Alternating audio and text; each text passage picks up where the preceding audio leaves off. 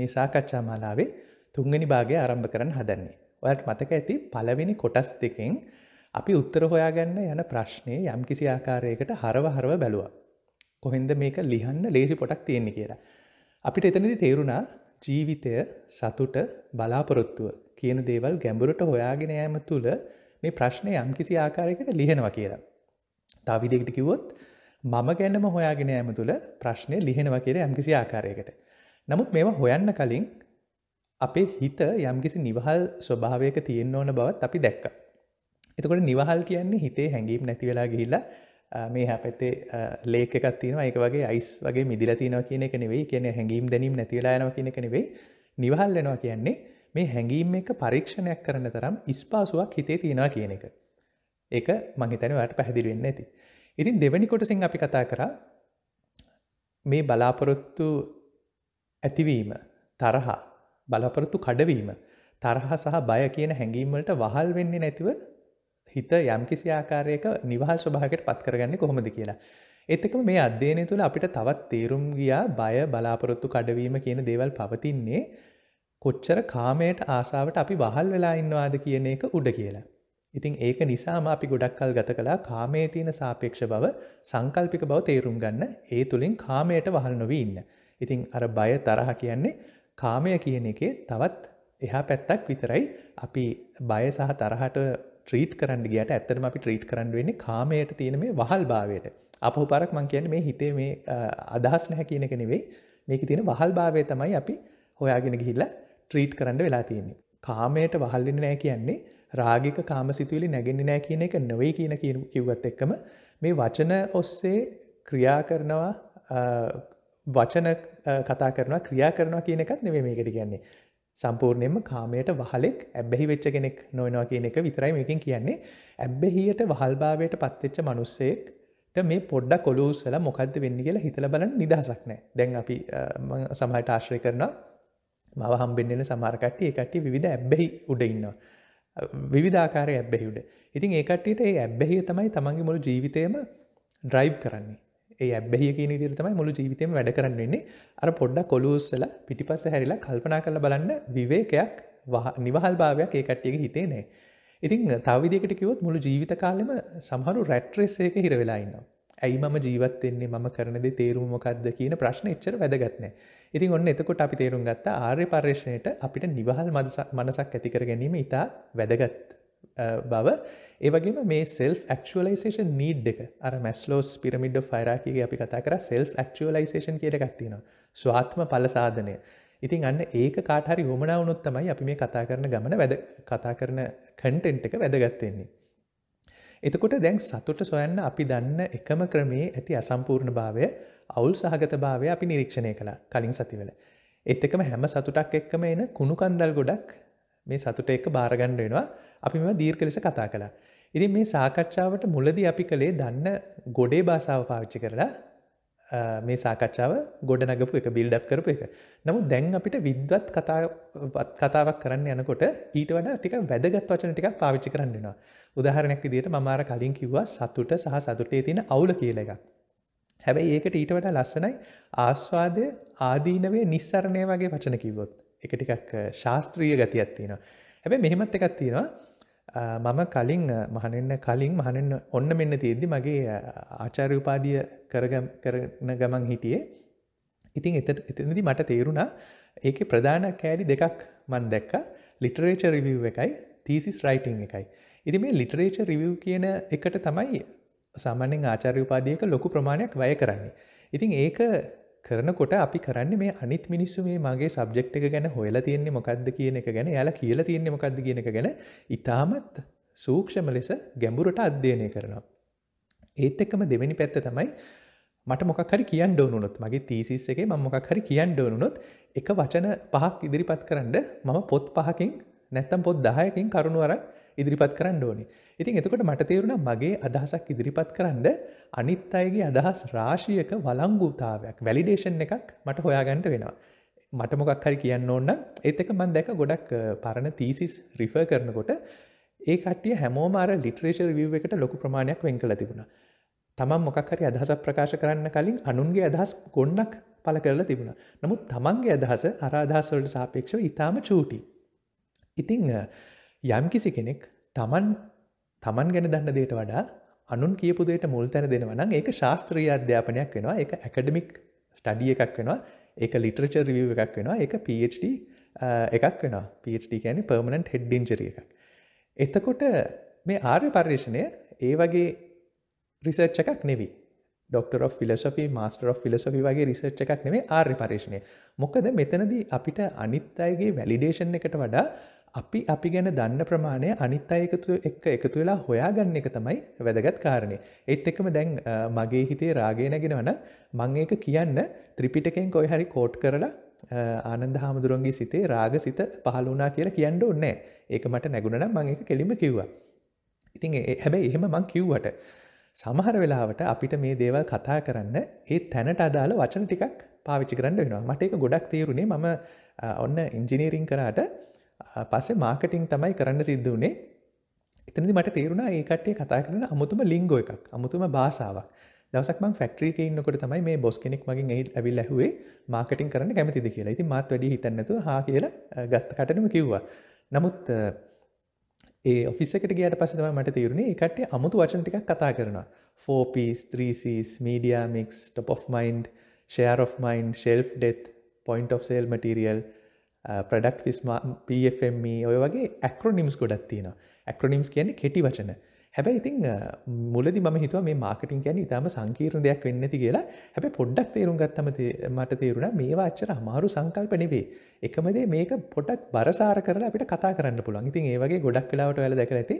පසු කාලීනව මම MBA ජපුර සහ මොරටුව MBA ලෙක්චර් කරනකොට මම මේ ගොඩක් ළමයින්ට කිව්වේ ඔයාලා ඇත්තටම මේ MBA එක තුලින් ඉගෙන ගන්න ඕනේ මේ බරසාර වචන ටික විතරයි කියලා. මොකද ඒ දන්න සංකල්ප ටික ඊටාම සරල සංකල්ප ටිකක්. නමුත් ඒ සංකල්පේ බරසාර වචන වලින් ඉදිරිපත් කරාම ඔන්න කෝපරේට් සෙක්ටර් එකේ තැනක් ලැබෙනවා.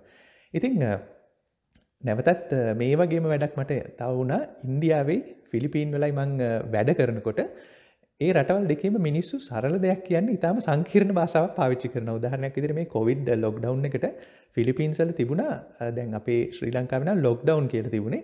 නමුත් එහෙ තිබුණා ECQ, MCQ, MECQ, GCQ, GCQ type 1 2 ඔහොම කියලා. ECQ කියන්නේ මම හිතන්නේ මොකක් හරි ක්වොරන්ටයින් කියන එක තමයි අන්තිමට තියෙන්නේ. නමුත් මේ පොඩි දෙයක් කියන්න එයාලා ඊටාම සංකීර්ණ භාෂාවක් පාවිච්චි කරනවා.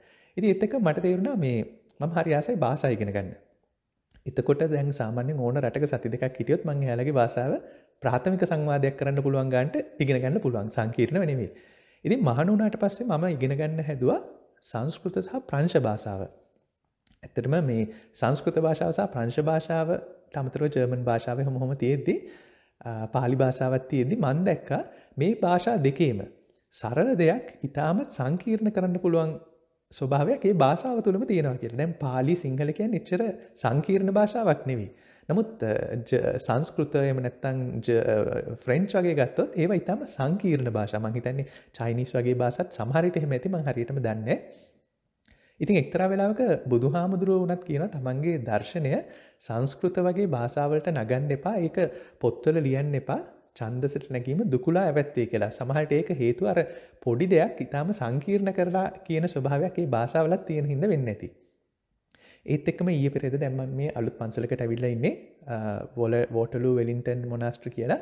ඉතින් මේ පන්සල බ්‍රෑන්ඩ් නිව් අලුත්ම අලුත්. ඉතින් ඒකට පහුගිය දවසක ඔන්න ඇඳවල් ගෙනාවා. අපිටම තමයි ඇසෙම්බල් කරගන්න උනේ IKEA එකෙන් ගත්තේ. ඉතින් මේ IKEA එකේ මැනුවල් එක දැන් බලාගෙන ඇඳවල් හදනකොට මමයි තව ස්වාමීන් වහන්සේ කෙනෙකුයි එක මහත්තයෙක් එතනට ඇවිල්ලා කිව්වා මම නම් ජීවිතේට IKEA එකෙන් බඩු ගන්නේ නැහැ මොකද මේ මැනුවල් එක තේරෙන්නේ නැති හින්දා කියලා. ඒක තේරුම් අරන් මේවා කරනට වඩා කාට හරි ඩොලර් 100ක් දීලා ඇඳ හදාගන්න එක හොඳයි. ඒ නිසා මම IKEA එකෙන් බඩු ගන්න නැහැ කියලා. ඉතින් මේ IKEA කියන්නේ ස්වීඩනේ තියෙන කම්පැනි එකක්. මම එක කාලයක් ඔය ජර්මන් මිනිස්සුත් එක්ක වැඩ කරනකොට මම ඉගෙන ගත්ත දෙයක් ඒ කට්ටිය හිතන විදිය අපේ ලංකාවේ මිනිස්සු හිතන විදියට වඩා ටිකක් වෙනස්. ඒක ටිකක් ස්ට්‍රක්චර්ඩ්. ඉතින් එයාලගේ මැනුවල්සුත් හරිම ස්ට්‍රක්චර්ඩ්. සමහරට ඉංජිනියර් කෙනෙක්ට එහෙම නැත්නම් ටෙක්නිකලි ඉගෙන ගත්ත කෙනෙක්ට මේක ලේසියෙන් ඩිකෝඩ් කරන්න පුළුවන් වුණාට මොකද අපිට උගන්වන්නේ මේක ඩිකෝඩ් කරන විදියනේ. ටෙක්නිකල් නොවන කෙනෙක්ට ඒක ටිකක් අමාරු වෙන්න පුළුවන්. හැබැයි ආයි පාරක් ඒක ටෙක්නිකල් කෙනෙක්ට ඉතාමත් පැහැදිලිව 100%ක් ඇකියුරේට් විදියට ඒක හදලා තියෙනවා. ඉතින් මම මේ කියන්න හදන්නේ මේ විදිහටම බුද්ධ දර්ශනයත් කාලාන්තරයක් තිස්සේ එනකොට මේකට ශාස්ත්‍රීය ඇකඩමික් පදනමක් වැටලා තියෙනවා. විශේෂිත වචන ගොඩක් ඇතුල් වෙලා තියෙනවා. ඉතින් ඒක නිසාම මේ ශාස්ත්‍රීය බුද්ධාගම ගොඩක් පරසාරයි කියලා සමහරු හිතනවා. මේ ශාස්ත්‍රීය විග්‍රහය ගොඩක් සම්බන්ධ වෙන්නේ අභිධර්මයේ කොටසට. අපි කතා කරමු මොකක්ද අභිධර්මය කියන්නේ කියලා. නමුත් වඩා වැදගත් වෙන්නේ මේ ශාස්ත්‍රීය හෝ ගොඩේ භාෂාවකින් හෝ මේ අදහස තේරුම් ගැනීම පමණයි. ඒකට කිසිම බාධාවක් නැහැ. මොකද මේ අදහස සර්වකාලීනයි, ගෝලීයයි, ඒක යුනිවර්සල්. ඒක අපි ඉගෙන ගන්න භාෂාව උඩ, අපේ භාෂාවේ බරසාරත්වය උඩ, අපේ ඇකඩමික්නස් එක උඩ ඒක රඳා පවතින්නේ නැහැ. මේක විශ්ව සාධාරණ සත්‍යයක්.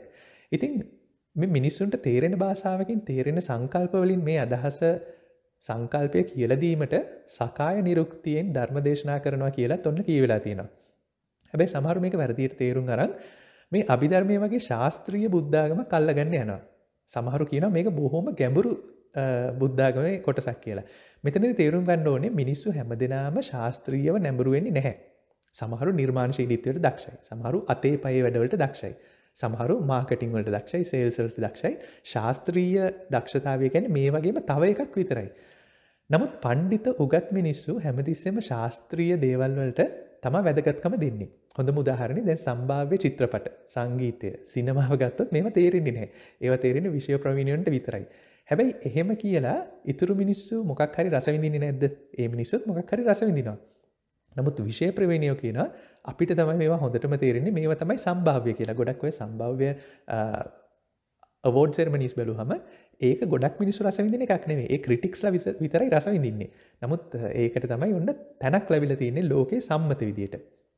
ඉතින් මේ වගේ තියෙන දේවල් නොතේරෙන මිහින්දම තමයි ශාස්ත්‍රීය නොවන මිනිස්සු හිතන්නේ මේ වචන හරබය ඇස්සේ මේකේ ගැඹුරු බව, සංකීර්ණත්වය තියෙනවා කියලා. හැබැයි ඇත්තටම ධර්මයේ ගැඹුරු බව තියෙන්නේ මේක කොච්චර ප්‍රායෝගිකව යොදා ගන්න පුළුවන්ද කියන එක ඇතුළේම විතරමයි. වෙන මොකක් ඇතුළේවත් නෙවෙයි. නැවතත් මම කියන්නම් මේ ධර්මයේ ගැඹුරු බව තියෙන්නේ අපි පාවිච්චි කරන වචන හරබය ඇතුළේ නෙවෙයි.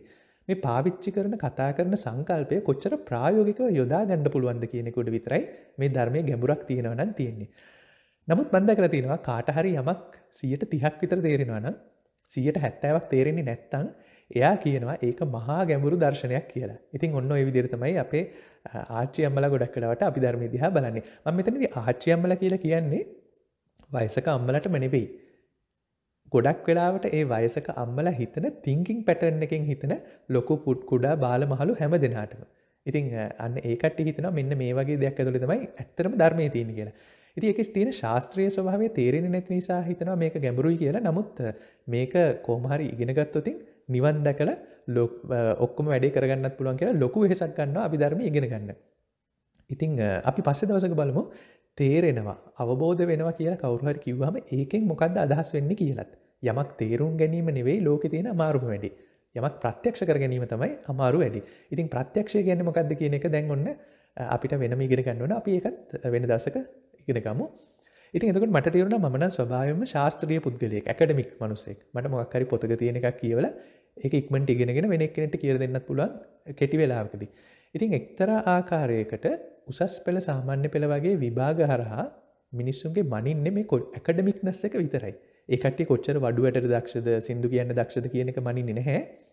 යම් කිසි ආකාරයකට මේ පොතක තියෙන එකක් ඒ සංකල්පයේ ඉගෙනගෙන තව තැනක රිපීට් කරන්න දක්ෂද කියන එක විතරයි මේකෙන් බලන්නේ. ඉතින් ආයි පාරක් යම් කිසි කෙනෙක් සාමාන්‍ය පෙළත් ඒ සාධන මට්ටමට ළඟා වෙන්න බැරි වෙලා අභිධර්මයේ වගේ ශාස්ත්‍රීය අධ්‍යාපනයකට වටිනාකමක් දීලා ඒක තුලින් නිවන් දකින්න යන එක මෝඩකමක්. මම කියන්නේ O level fail වෙන එක නෙවෙයි මෝඩකම.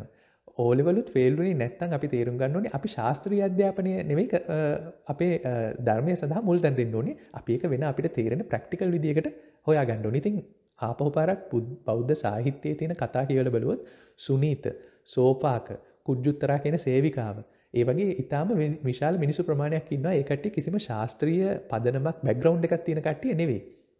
හැබැයි ඉතින් මේ ශාස්ත්‍රීය අධ්‍යාපනයට දක්ෂ කෙනෙක්ට අභිධර්මය සමහර විට ඊටාම වැදගත් වෙන්නත් පුළුවන්. ඉතින් අපේ සැරියුත් හාමුදුරුවෝ ගත්තොත් සැරියුත් හාමුදුරුවෝ ඇකඩමික් කැරක්ටර් එකක්. අභිධර්මයට වැඩියෙන්ම සම්බන්ධ වෙච්ච හාමුදුරුවෝ කෙනෙක්. කොට්ටිත හාමුදුරුවෝ ඒ ඇකඩමික් කැරක්ටර්ස්. එතකොට අපි ගන්නවා මුගලන් හාමුදුරුවෝ වගේ හාමුදුරුවෝ කෙනෙක් ගත්තොත් ඒ හාමුදුරුවෝ ඇකඩමික් චරිතයක් නෙවෙයි. ඒ හාමුදුරුවෝ අතේ පය වැඩවලට දක්ෂ කෙනෙක්. ස්ට්‍රීට් ස්මාර්ට් කෙනෙක්. ඉතින් එයා හොරුත් එක්ක විවිධ චණ්ඩිත් එක්ක ඔන්න හැප්පෙනවා. එක එක වාදවලදී හැප්පෙනවා. සමහරට ටිකක් සැර කරන වැඩවලටත් සමහර හාමුදුරුවන්ටත් සැර කරන වැඩවලටත් ඒ හාමුදුරුවෝ සම්බන්ධ වෙනවා.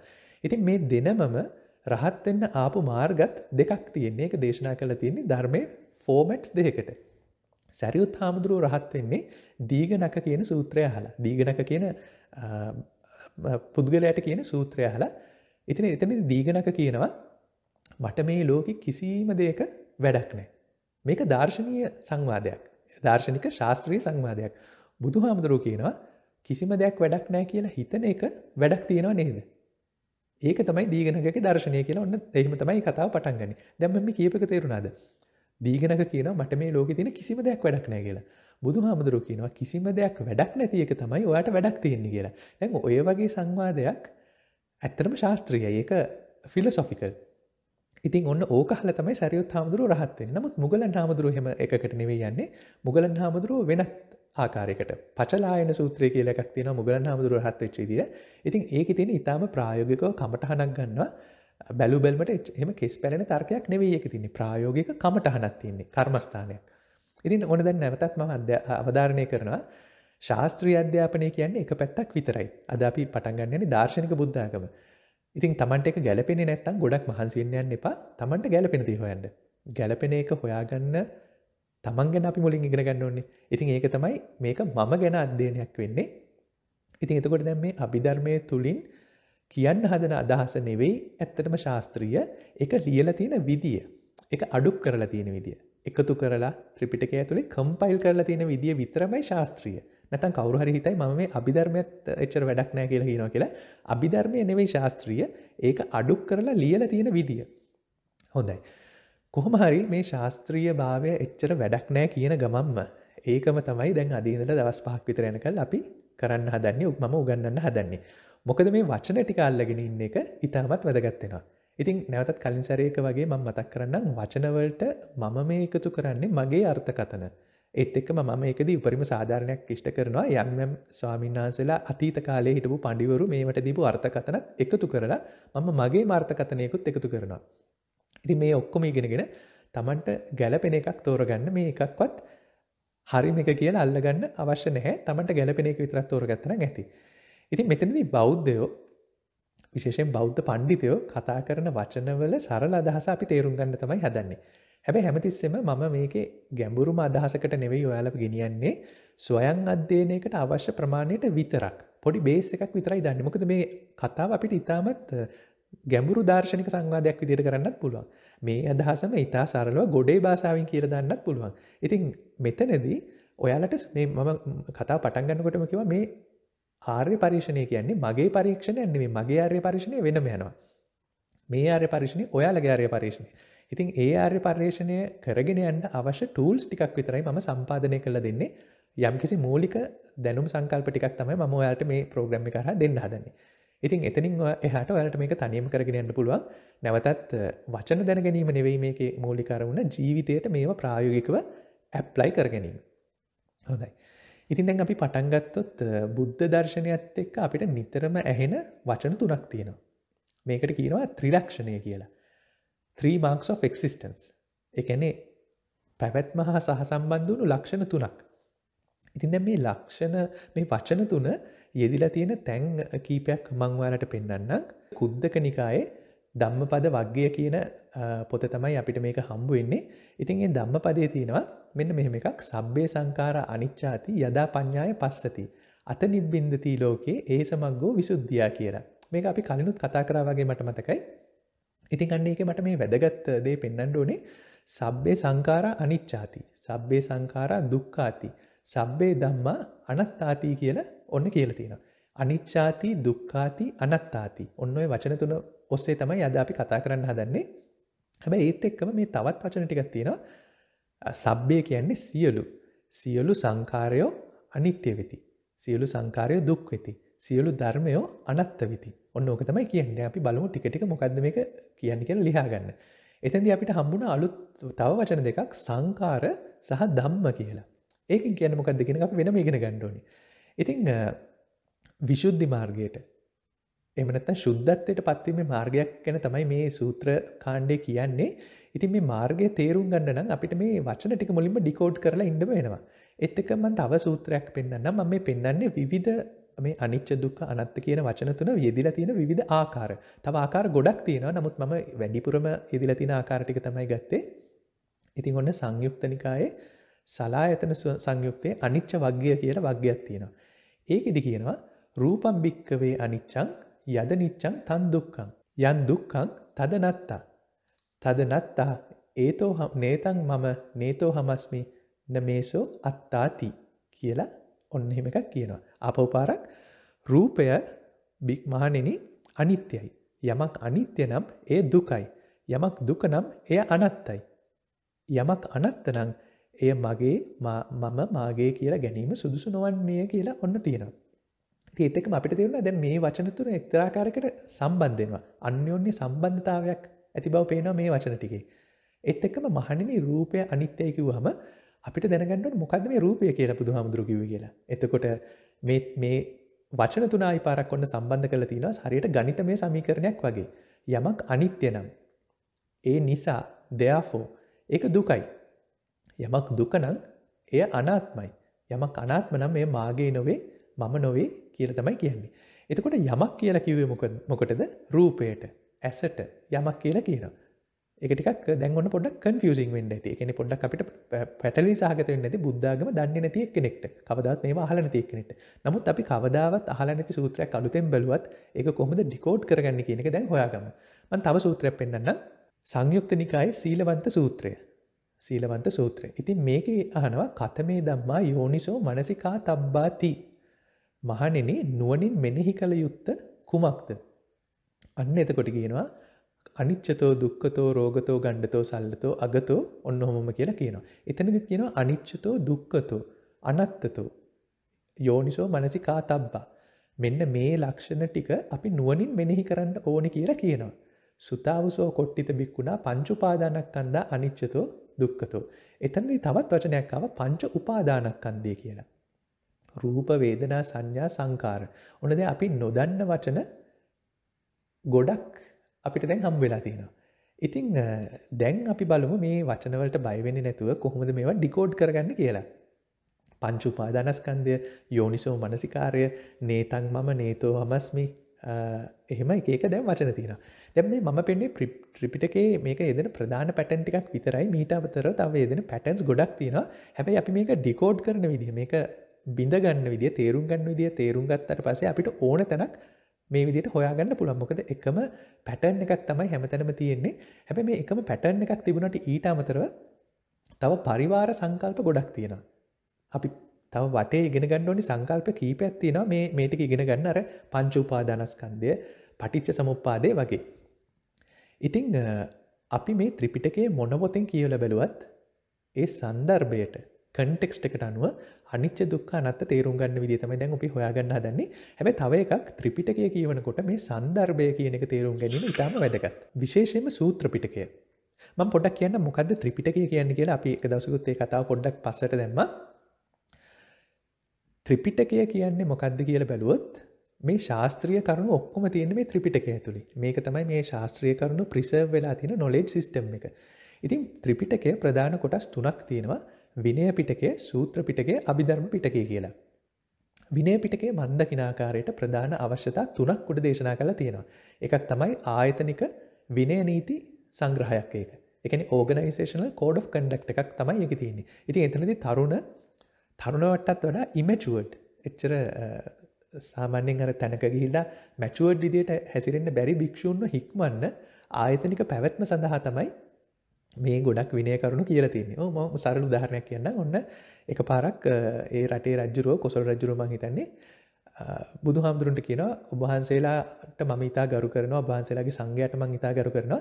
ඕන වෙලාවක ඇවිල්ලා මගේ උයනේ මගේ නාන තටාකේ පැන් පහසු වෙන්න මම ඒකට ඔබ වහන්සේලාට ඉඩ දෙනවා කියලා. ඉතින් ඔන්න ඕක දැන් භික්ෂු දන්නවනේ දැන් රජුරුවන්ගේ පූල් එක අපිට ඕපන් කරලා තියෙන්නේ කියලා. මේ භික්ෂුන් ටික ගිහිල්ලා එක දවසක් රජුරු වෙනකොට මේ කට්ටිය සෙල්ලම් කර නහනවා එකේ. දැන් නාන ගමන් ඉතින් තරුණ කණ්ඩායමක් ගියාම ඒකේ සෙල්ලම් කරනවානේ. බෝල ගගා සෙල්ලම් කරනවා. රජුරුව මේක දැකලා ගොඩක් අපහැදිනවා. ඇවිල්ලා මේක බුදුහාමුදුරුවන්ට යම්කිසි විදියකට වක්‍රාකාරයෙන් කියනකොට බුදුහාමුදුරුවෝ අර මහණුන්ව ගෙන්නලා කියනවා ඊට පස්සේ රජුරුවන්ගේ පූල් එකට යන්නත් එපා ඒක ගිහලා සෙල්ලම් කරන්නත් එපා කියලා. ඉතින් ඔන්න ඔය වගේ දේවල් විනය පිටකය ඇතුලේ ගොඩක් තියෙනවා. තව දවසක රජුරුවෝ කියනවා මම ඔබ වහන්සේගේ ධර්මයට පැහැදුනා ඔබ වහන්සේට මගේ රාජ්‍යෙම මම පවරනවා කියලා. ඉතින් ඔන්න දැන් ඔහොම කියලා තියදී කියන්නේ රාජ්‍යෙම පවරලා තියෙනවා. ඕන එක්කෙනෙක්ට ඕන හාමුදුරුවෝ කෙනෙක්ට මේ දේවල් පාවිච්චි කරන්න නිදහස දීලා තියෙන්නේ. ඉතින් එක දවසක් එක හාමුදුරුවෝ වගේක් පොඩි කුටියක් හදන්න යනකොට ඔන්න දැන් ලී හොයාගෙන යනවා. ලී ගොඩක් ඔන්න තියෙනවා. හැබැයි එතන මිනිස්සු කියනවා මේ ලී ගොඩ රජුරුවන්ගේ ලී ගොඩ කියලා. ඉතින් අර හාමුදුරුවෝ කල්පනා කරනවා රජුරුවෝ බුද්ධ ශාසනයට මේක පවරලානේ තියෙන්නේ. ඉතින් මේ ලී ගත්තට වැරද්දක් නැහැ කියලා ඒ ලී ටික අරගන්නවා. අරගෙන ගිහලා තමන්ගේ කුටිය හදලා බලනකොට රජ්ජුරුව වෙනවා තම රජ්ජුරුවන්ගේ වැඩක් කරගන්න. එතකොට ලී ඉවරයි. ඔන්න එතකොට ආයි පාරක් මේ කම්ප්ලේන්ට් එක බුදුහාමුදුරන්ට කිව්වම බුදුහාමුදුරුවෝ කියනවා මොනවා කියලා තිබුණත් හොරකමක් වෙන කිසිම දෙයක් කරන්න එපා. Tamanට අයිති නැති වස්තුවක් පරිහරණය කරන්න යන්න එපා සංඝයා විදියට කියලා. ඔන්න ඔය වගේ කරුණු තමයි මේ විනය පිටකය ඇතුලේ තියෙන්නේ. කතා රාශියක් තියෙනවා. ඔන්න තව දවසක් එක හාමුදුරුව කෙනෙක් මට නම් මතක නැහැ නාගයෙක්ව দমনය කරනවා. නාග දමනය කියන්නේ මොකක්ද කියලා අපි පස්සේ බලමු. නමුත් යම් කිසි ආකාරයකට නාගයෙක් දමනය කරනවා ඒ ප්‍රදේශයේ ඉන්න. ඒකට ඒ ප්‍රදේශවාසීන් ඊටම සතුටු වෙනවා. ඉතින් සතුටු වෙලා ඒ පාර දෙපැත්තෙම හැමතැනම අර ඒ නාගයා දමනය කරපු හාමුදුරු කණ්ඩායමට පොඩි උත්සවයක් වගේ ලෑස්ති කරලා තිනවා කෑම බීම තියලා. මේ කෑම බීම අතරේ මේකේ රාත් තියෙනවා. මොන හරි බිව්වම මත් වෙන જાතියකුත් තියෙනවා. ඉතින් ඔන්න එක හාමුදුරුවෝ කෙනෙක් මේ ටික මේ සන්තෝෂෙට මේ නාගය දමනය කරලා මේ මිනිස්සු දීපු ටික කාලා බීලා එනකොට කොහොම හරි රාමත වැඩි වෙලා කුණු ගොඩක් ගාව වැටිලා ඉන්නවා. අන්න එදා ඉඳන් බුදුහාමුදුරුවෝ තවත් නීතියක් දානවා මේ මත් වෙන මුකුත් පාවිච්චි කරන්න හාමුදුරුවන්ට තහනම් කියලා. ඉතින් ඔන්න ඔය වගේ ඕගනයිසේෂනල් කෝඩ් ඔෆ් කන්ඩක්ට් එකක් තමයි ප්‍රධාන වශයෙන් මේ විනය නීතිය ඇතුලේ තියෙන්නේ. ප්‍රධාන වශයෙන් කියුවේ කන්ටෙන්ට් එක වශයෙන්. ඒත් එක්ක මේකේ තියෙනවා සමකාලීන සමාජයට ගැළපෙන විදියට කියපු දේවල්. ඒ කියන්නේ උදාහරණයක් විදියට පිණ්ඩපාතය කරන්න ඕනේ වෙලාව.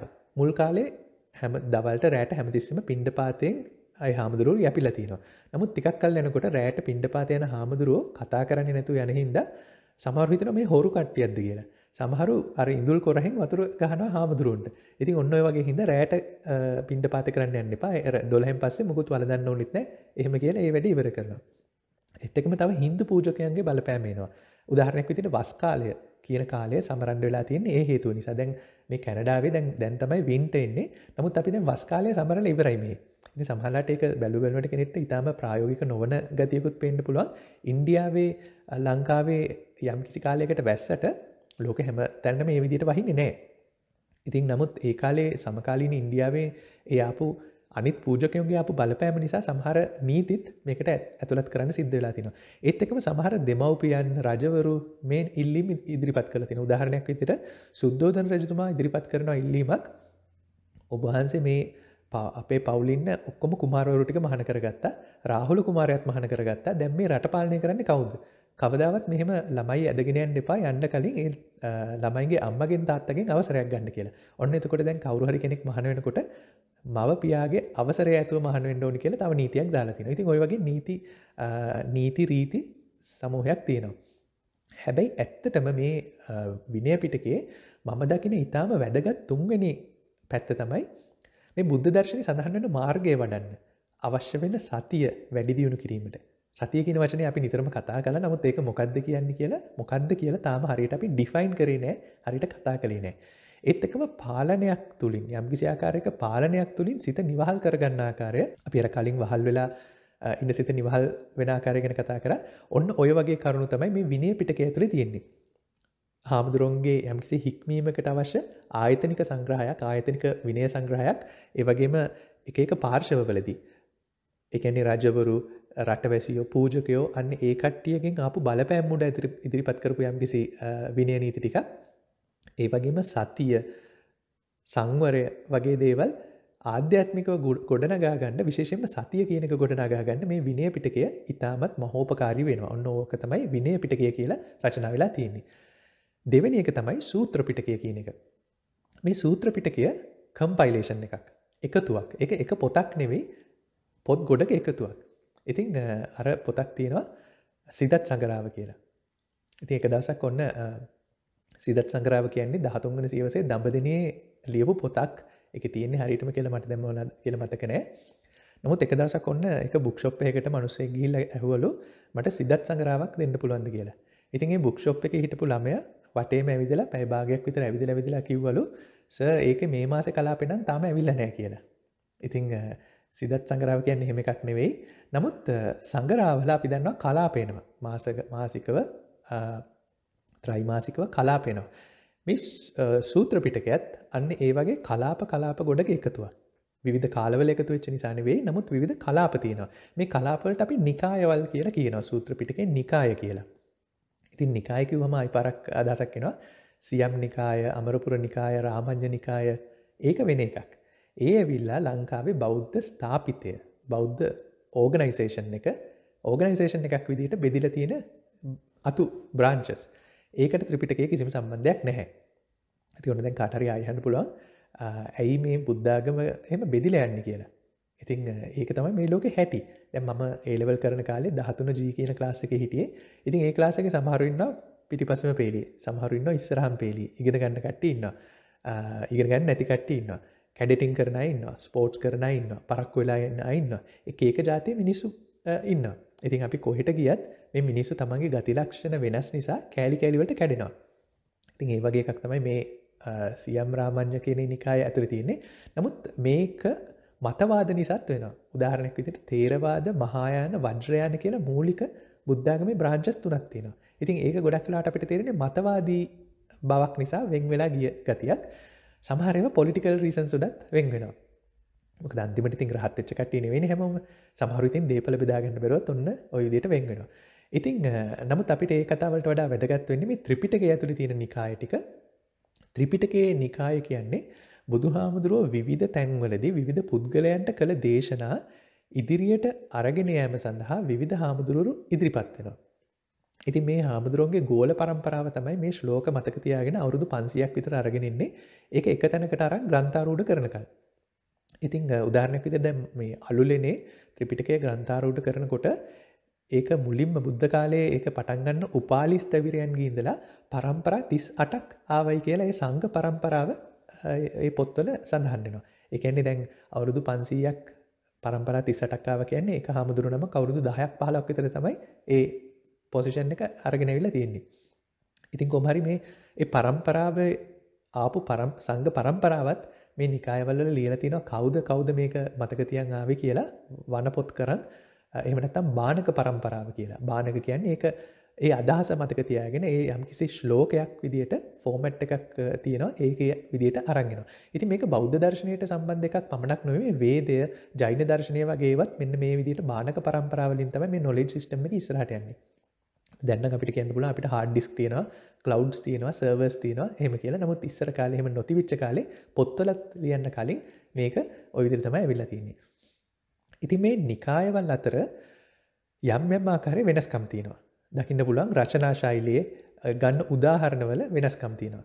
උදාහරණයක් විදිහට දීඝ නිකාය, මජ්ක්‍ධිම නිකාය, සංයුක්ත නිකාය, අංගුත්තර නිකාය, කුද්දක නිකාය කියන නිකායවල පහ බැලූ බැල්මටම ආකාර පහකට තමයි රචනා වෙලා තියෙන්නේ. ඉතින් අර මම කලින් කිව්ව විනය පිටකය උපාලි ස්ථවිරයන් ඇතුළු ශිෂ්‍ය පරම්පරාව තමයි අරගෙන ඉන්නේ. දීඝ නිකාය කියන එක ආනන්ද හාමුදුරුවෝ තමයි ඒක ආනන්ද හාමුදුරුවන්ගේ ගෝල පරම්පරාව තමයි ඒක ඉස්සරහට ගෙනියන්නේ. මජ්ක්‍ධිම නිකාය සරියුත් හිමියන්ගේ ගෝල පරම්පරාව. සංයුක්ත නිකාය මහා කාශ්‍යප හාමුදුරුවන්ගේ ගෝල පරම්පරාව. අංගුත්තර නිකාය අනුරුද්ධ හාමුදුරුවන්ගේ ගෝල පරම්පරාව. මම දැන් සූත්‍ර පිටකයේ කිව්ව පහක්. දීඝ, මජ්ක්‍ධිම, සංයුක්ත, අංගුත්තර, තව එකක් තියෙනවා කුද්දක නිකාය කියලා. මේ කුද්දක නිකායට අයිතිකාරයෙක් නැහැ. ඒක නිසාම සමහරු කියනවා ඒකේ තියෙන අදහස් පසු කාලීනව මේ බුද්ධ දර්ශනයට ඇතුල් වෙච්ච අදහස් ඉන්ටර්ප්‍රිටේෂන්ස් කියලාත් ඔන්න අදහසක් තියෙනවා. ශ්‍රාවක භාෂිත. ඒ කියන්නේ දැන් මම මේ එක අදහස් ඉදිරිපත් කරොත් ඒ අදහසත් පොතක රචනා වුණොත් අන්න ඒ වගේව තමයි කුද්දක නිකාය ඇතුලේ තියෙන්නේ කියලා. ඉතින් කොහොමද මේක කොයි කාලයේද පසු කාලීනද මුල් කාලීනද රචනා වුණා කියලා හොයාගන්නේ? දැන් උදාහරණයක් විදිහට ගත්තොත් කුද්දක නිකායේ අපි දැන් කලින් කතා කරපු ධම්මපදය, සුත්ත නිපාතය, උදානය වගේ ඒවා මුල් කාලීන සූත්‍ර කියලා කියනවා. පසු කාලීන ආපු පේතවත්තු, විමානවත්තු ඒවා පසු කාලීන සූත්‍ර කියලා කියනවා. ඉතින් කොහොමද මේක හොයාගන්නේ? මේ රචනා ව්‍යාකරණ ශෛලියෙන් අපිට හොයාගන්න පුළුවන් මේක කොයි කාලේ වගේ ලියවිච්ච එකක්ද කියලා. උදාහරණයක් විදිහට ඔයාලා සමහරට දැකලා තියෙනවද දන්නේ නැහැ පන්සල්වල තියෙනවා අගත අනගත චතුදිශ ශගෂ කියලා ගල්ලෙන් වල කොටලා තියෙනවා. ගුත පුත සුමනහ ලෙනේ අගත අනගත චතුදිශ ශගෂ. ඒ කියන්නේ මොකද්ද? ගුත පුත සුමන කියන්නේ ගුතගේ පුත්‍රයා වන සුමන ලෙනක් හදලා තියෙනවා. මේ ලෙන ආවා වූ නොආවා වූ සතර දිගින් වඩින සංඝයාට මම පූජා කරනවා. මෙන්න මේක පරණ සිංහල. අගත අනගත චතුදිශ ශගෂ කියන්නේ පරණ සිංහල. පරණ හෙළ භාෂාව. ඒත් එක්ක අපි ගත්තොත් තව එකක් තියෙනවා. මම ඉස්සර ඉස්කෝලේ එක ජනාධිපති විද්‍යාලය කියලා එකට ගියා. ඒකේ තිබුණා වියත් දසදෙස පුදත් කියලා. දැන් ඒක අපිට ඊට වඩා ටිකක් තේරෙනවා. දැන් තේරුණාද මේ කාලෙන් කාලෙට අපි කතා කරන භාෂාවල් වෙනස් වෙනවා. එකම සිංහල වුණත් ඒක කාලෙන් කාලට වෙනස් වෙනවා. හැබැයි මේ භාෂා ගැන දන්න එක්කෙනෙක්ට ආපහු මේක රිවර්ස් ඉන්ජිනියර් කරලා බලන්න බලන්න මේක කොයි කාලෙට අයිති එකක්ද කියලා. දැන් උදාහරණයක් විදිහට මේ ළඟදී ඊයේ මම ළමයෙක්ට කතා කරා තරුණ එයා කිව්වා සාදු මට චේන් කියලා.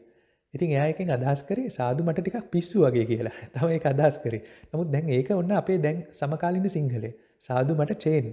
ඉතින් අගත අනගත චතුරිශ ශගෂ වියත් දසදෙස පුදත් සාඩු මට චේන්. ඉතින් ඔන්න ඔය තුන භාෂාව ගැන දන්න කෙනෙක්ට කියන්න පුළුවන් මොන කාලේ ලියවිච්ච එකක්ද කියලා. අන්න ඒ අනුව තමයි මේ සූත්‍ර පිටකයේ විවිධ නිකායවල විවිධ කාලවල එකතු වුණා කියලා කියන්නේ. ඔය වගේම අපිට හම්බෙන අභිධර්ම පිටකයටත් අයිතිකාරයෙක් නැහැ. ඉතින් ඒක නිසාම සමහරු මේ ත්‍රිපිටකය කියන එකට මේ කුද්දක නිකාය සහ අභිධර්ම පිටකය බාර ගන්නත් සමහරු කැමති වෙන්නේ නැහැ. මටත් ඇත්තටම තේරෙන්නේ මේ අභිධර්ම පිටකය කියන්නේ කවුරු හරි සූත්‍ර පිටකය අධ්‍යයනය කරලා හදපු ටෙක්නිකල් ෂෝට් නෝට් එකක් වගේ කියලා. මේ කාණ්ඩ තුලින් වඩාම ශාස්ත්‍රීය ටෙක්නිකල් පොත තමයි අභිධර්ම පිටකය. හැබැයි ආයිපාරක් මේ අදහස් දාර්ශනික නිසා නෙවෙයි. අපිට සූත්‍ර පිටකය ඇතුලේ ඊටාම දාර්ශනික අදහස් හම්බ වෙනවා. මේකේ රචනා ශෛලිය දාර්ශනිකයි. රචනා ශෛලිය හරි ඇකඩමික්. ඉතින් මේ අභිධර්ම පිටකේ අපි යම්කිසි ආකාරයකට කතා බහ කරන්න ගන්න ඔයාලත් මේක අරන් කියවන්න. මම අර එදා කිව්වා පිටක.lk ත්‍රිපිටක.lk කියලා මේක රිෆර් කරන්න තියෙනවා. සුත්ත සෙන්ට්‍රල් කියලා තියෙනවා. ගොඩක් සයිට්ස් තියෙනවා ඔන්ලයින්. PDF විදිහට ඩවුන්ලෝඩ් කරගන්න පුළුවන්. පොතක් නම් රුපියල් 1500ක් ඉස්සර නම් රුපියල් 1000ක් විතර එවුනේ. දැන් 1500ක් විතර ඇති. කඩෙන් ගන්නත් පුළුවන්. ඉතින් මේ අභිධර්ම පිටකය ඇතුලේ තියෙනවා ප්‍රකරණ 7ක්, පොත් 7ක්. ධම්මසංගණි ප්‍රකරණය, විභංග ප්‍රකරණය, කතාවත්තු, පුද්ගල ප්‍රඥප්ති, ධාතු කතා, යමක ප්‍රකරණය, ප ဋ ාණ ප්‍රකරණය කියලා. ඉතින් මේකෙත් මේ පළවෙනි පොත් දෙක ධම්මසංගණි ප්‍රකරණය සහ විභංග ප්‍රකරණය අපේ කතාවට අපි ගොඩක් පාවිච්චි කරනවා. අනිත් කතා පොත් අනිත් 7ට වඩා. ඉතින් එතකොට දැන් මේ කතාවේ මුලට આવොත් අනිච්ච දුක්ඛ අනත්ත අපිට නුපුරුදු මේ වචන අපි දන්න වචන වලින් අපි මෙතෙක් කතා කළ සංකල්ප ආශ්‍රයෙන් අපි අර්ථකථනය කරගන්න තමයි අපි දැන් සූදානම් වෙන්නේ. ඉතින් ඒකට මම කිව්වා ත්‍රිපිටකය කියලා. මොකද ත්‍රිපිටකය අපිට නිතරම රිෆර් කරන්න යන්න සිද්ධ වෙනවා. ඉතින් එතකොට ඔයාලා යම්කිසි ආකාරයකට ත්‍රිපිටකය ගැන දැනගන්න ඕනේ. ඉතින් අනිච්ච කියන්නේ මොකද්ද? අනිච්ච ගොඩක් වෙලාවට ත්‍රිපිටක සිංහල අනුවාදයේ තියෙන්නේ අනිත්‍යතාවය කියලා. මේ වචනයට තේරුම් කීපයක් තියෙනවා. එක එක සන්දර්භය ඇතුලේ එක එක කන්ටෙක්ස්ට් එකේදී මේ තේරුම් වෙනස් වෙනවා. හැමතිස්සෙම එකම තේරුමක් මේකේ තියෙනවා කියලා එකක් නැහැ. ඉතින් අපි ත්‍රිපිටකයේ එක සූත්‍රයක් කියවලා ඒකේ තියෙන තේරුම තව සූත්‍රයකට ප්ලග් කරන්න යෑම යම්කිසි ආකාරයකට නිෂ්ඵල උත්සාහයක් වෙන්න පුළුවන්. මොකද මේ ත්‍රිපිටකයේ ඒ සූත්‍රය කියලා තියෙන්නේ එක්තරා පුද්ගලෙක්ට. ඒ කියපු සන්දර්භයට අනුකූලව තමයි මේ වචනේ තියෙන්නේ. ඉතින් ඒක තව තැනකට ප්ලග් කරන්න යෑම එච්චරම සාර්ථක ක්‍රියාවලියක් නෙමෙයි. අපි මුළු සන්දර්භයම කන්ටෙක්ස්ට් එකම තේරුම් ගන්න ඕනේ. ඉතින් ඔන්න ඔය වගේ දැන් අනිච්ච කියන වචනයට තියෙන ප්‍රධාන අර්ථකථනයක් තමයි වෙනස් වෙන සුළු බව. ඉම්පර්මනන්ස් කියන එක. අපි ගත්තොත් ඒකේ අනිත්‍ය වෙනස් වෙන සුළු ස්වභාවය කියන එක ගත්තොත් දැන් අපේ කාමරේ වටේම බැලුවොත් අපිට පේනවා එක එක જાතියේ බඩු ගොඩ ගහලා තියෙනවා. සමහරට මේ දේවල් පණ ඇති සහ පණ නැති කියලා ඕනම් වෙන් කරන්න පුළුවන්. දැන් මේ මගේ වටේ පැලෑටි තියෙනවා, මිනිස්සු ඉන්නවා, බඩු පුටු ෆර්නිචර් තියෙනවා. ඉතින් ඔන්න වගේ පණ ඇති සහ පණ නැති කියලා වෙනස් ওই දෙක වෙන් කරන්න පුළුවන්. හැබැයි මේ කොයි જાතිය උනත් බලපු ගමන් අපිට තේරෙනවා මේක කොච්චර පරණ එකක්ද, කොච්චර අලුත් එකක්ද, වයස කීයක් විතර ගිහිල්ලා ඇද්ද කියන එක. ඉතින් දැන් වෙඩින් එකක මනමාලි වගේ දිහා බලනම් වයස කියන්න බෑ මේකප් නිසා. නමුත් සාමාන්‍යයෙන් අපි කවුරු හරි දිහා බැලුවොත් අපිට වයස කියන්න පුළුවන් දල වශයෙන්. අපි හිතමුකෝ අපි ඉස්සරහා දැන් පුටුවක් තියෙනවා කියලා. මේ පුටුව හරියටම අවුරුදු මාස ගානට අපිට ඒකේ වයස කියන්න බැරි වුණාට අපිට කියන්න පුළුවන් මේක අලුත් පාටද පරණ පාටද කියලා. දැන් මගේ ඉස්සරහා තියෙන පුටුව මට කියන්න පුළුවන් මේක අලුත් පුටුවක්ද පරණ පුටුවක්ද කියලා. යමක් අලුත් නම් ඒක බිහි වෙලා වැඩි කාලයක් ගිහිල්ලා නැහැ. යමක් පරණයි නම් ඒක විනාශ වෙන්න දැන් කිට්ටුයි. පණ තියෙන කෙනෙක් ගත්තත් අපි දන්නවා දැන් අතදරුවෙක් ගත්තාම එයා ඉපදිලා ගොඩක් කල් ගිහිලා නැහැ කියලා අපි දන්නවා. වයසක උන්ද කෙනෙක් දැක්කම අපි දන්නවා එයා නම් දැන් උපත පැත්තට වඩා මරණය පැත්තට තමයි කිට්ටු කියලා. ඉතින් අපි යම් කිසි ආකාරයකට අපිට පේන හැමදේම අපි දකින හැමදේම අපි මනිනවා, කැලිබ්‍රේට් කරනවා. ඉපදීම සහ නැතිවීම, ඉපදීම සහ මරණය නැත්තම් නැතිවීම කියන දෙක ආධාරයෙන් අපි මේක ඔය ටයිම්ලයින් එකේ කොතනට හරි ඔබලා කියනවා මෙන්න මේක අලුත් එකක් පරණ එකක්. මේක තරුණ කෙනෙක්, මේක වයසක කෙනෙක් කියලා. ඉතින් අපිට යමක් දිහා බලනකොටම ඒක ඉපදෙන්නෙත් නැත්තම් මේ වෙලාවේ මැරෙන්නෙත් නැත්තම් ඒක පවතිනවා කියන්නේ ඔන්න ওই දෙක අතර තමයි අපි ඒක ඔබලා දාන්න ඕනේ. මේ වෙලාවේ යමක් ඉපදුනෙත් නැත්තම් මේ වෙලාවේ ඒක මැරෙන්නෙත් නැත්තම් විනාශ වෙන්නෙත් නැත්තම් ඒක පවතිනවා. ඔන්න එහෙනම් අපිට ප්‍රධාන සංකල්ප තුනක් අපි නොදැනුවත්වම අපේ හිතේ වැඩ කරනවා. සමහරවිට ඔයාලා දැනගෙන ඉන්නත් නැතුව ඇති මෙහෙම එකක් මගේ හිතේ වැඩ කරනවාද කියලා. උපත, පැවතීම සහ මරණය කියන අදහස අපේ හිතේ හැමතිස්සෙම වැඩ කරනවා අපි නොදැනුවත්වම. අපි මොකක් දිහා බැලුවත් ඒක වැඩ කරනවා. එක්ක මේ වෙලාවේ ඉපදෙන්න ඕනේ, නැත්තම් මැරෙන්න ඕනේ, නැත්තම් මේ උපත මරණය කියන එක දෙක අතරේ කොහේ හරි තැනක කොයි පැත්තකට හරි බර වෙලා පවතින්න ඕනේ. ඉතින් ඔය විදියට බඩු භාණ්ඩ, ස්ථාන, පුද්ගලයන් අපි කරන ක්‍රියාකාරකම් ඔය කොයි එකක් දිහා බැලුවත් අපිට ඔන්න ඔය අදහස පහළ වෙනවා. ඔය සංකල්ප පහළ වෙනවා අපි නොදැනුවත්වම. මතකද අපි ස්ථාන, භාණ්ඩ, පුද්ගල, ක්‍රියාකාරකම් ගැන කලිනුත් කතා කරා. ඉතින් මේ කතාව කන්ටිනියුේෂන් එකක්. අපි කලින් කතා කරපු කතා ඔක්කොම මේ කතාව කරන්න වැදගත්. මේකේ අන්තිම දවසේ කතාවට අපි මේ කතා කරන සියලුම දේ වැදගත් වෙනවා. ඉතින් ඔන්න එතකොට අපි මේක බලාපොරොත්තුව ජීවිතයේ සතුට කියන එක යටතේ මේ පුද්ගලයෝ භාණ්ඩ ස්ථාන ගැන කතා කරා. ඉතින් මේ උපත, පැවතීම, මරණය හෝ විනාශ වීම කියන එක අපේ හිතේ ගැඹුරේ පවතින සංකල්පයක්. ඕනේ නම් මේ සංකල්පයට කාට හරි කියන්න බලන්න ත්‍රිමූර්තිය කියලා. Holy Trinity කියලා. ඒ කියන්නේ මොකද්ද? බ්‍රහ්ම කියන්නේ උපතට. බ්‍රහ්මයා කියන්නේ. විෂ්ණු කියන්නේ පැවැත්මට. ඒ බ්‍රහ්ම විෂ්ණු කියන ඒවායි සිම්බලයිස් කරන්නේ. එතකොට ශිව කියන්නේ විනාශයට.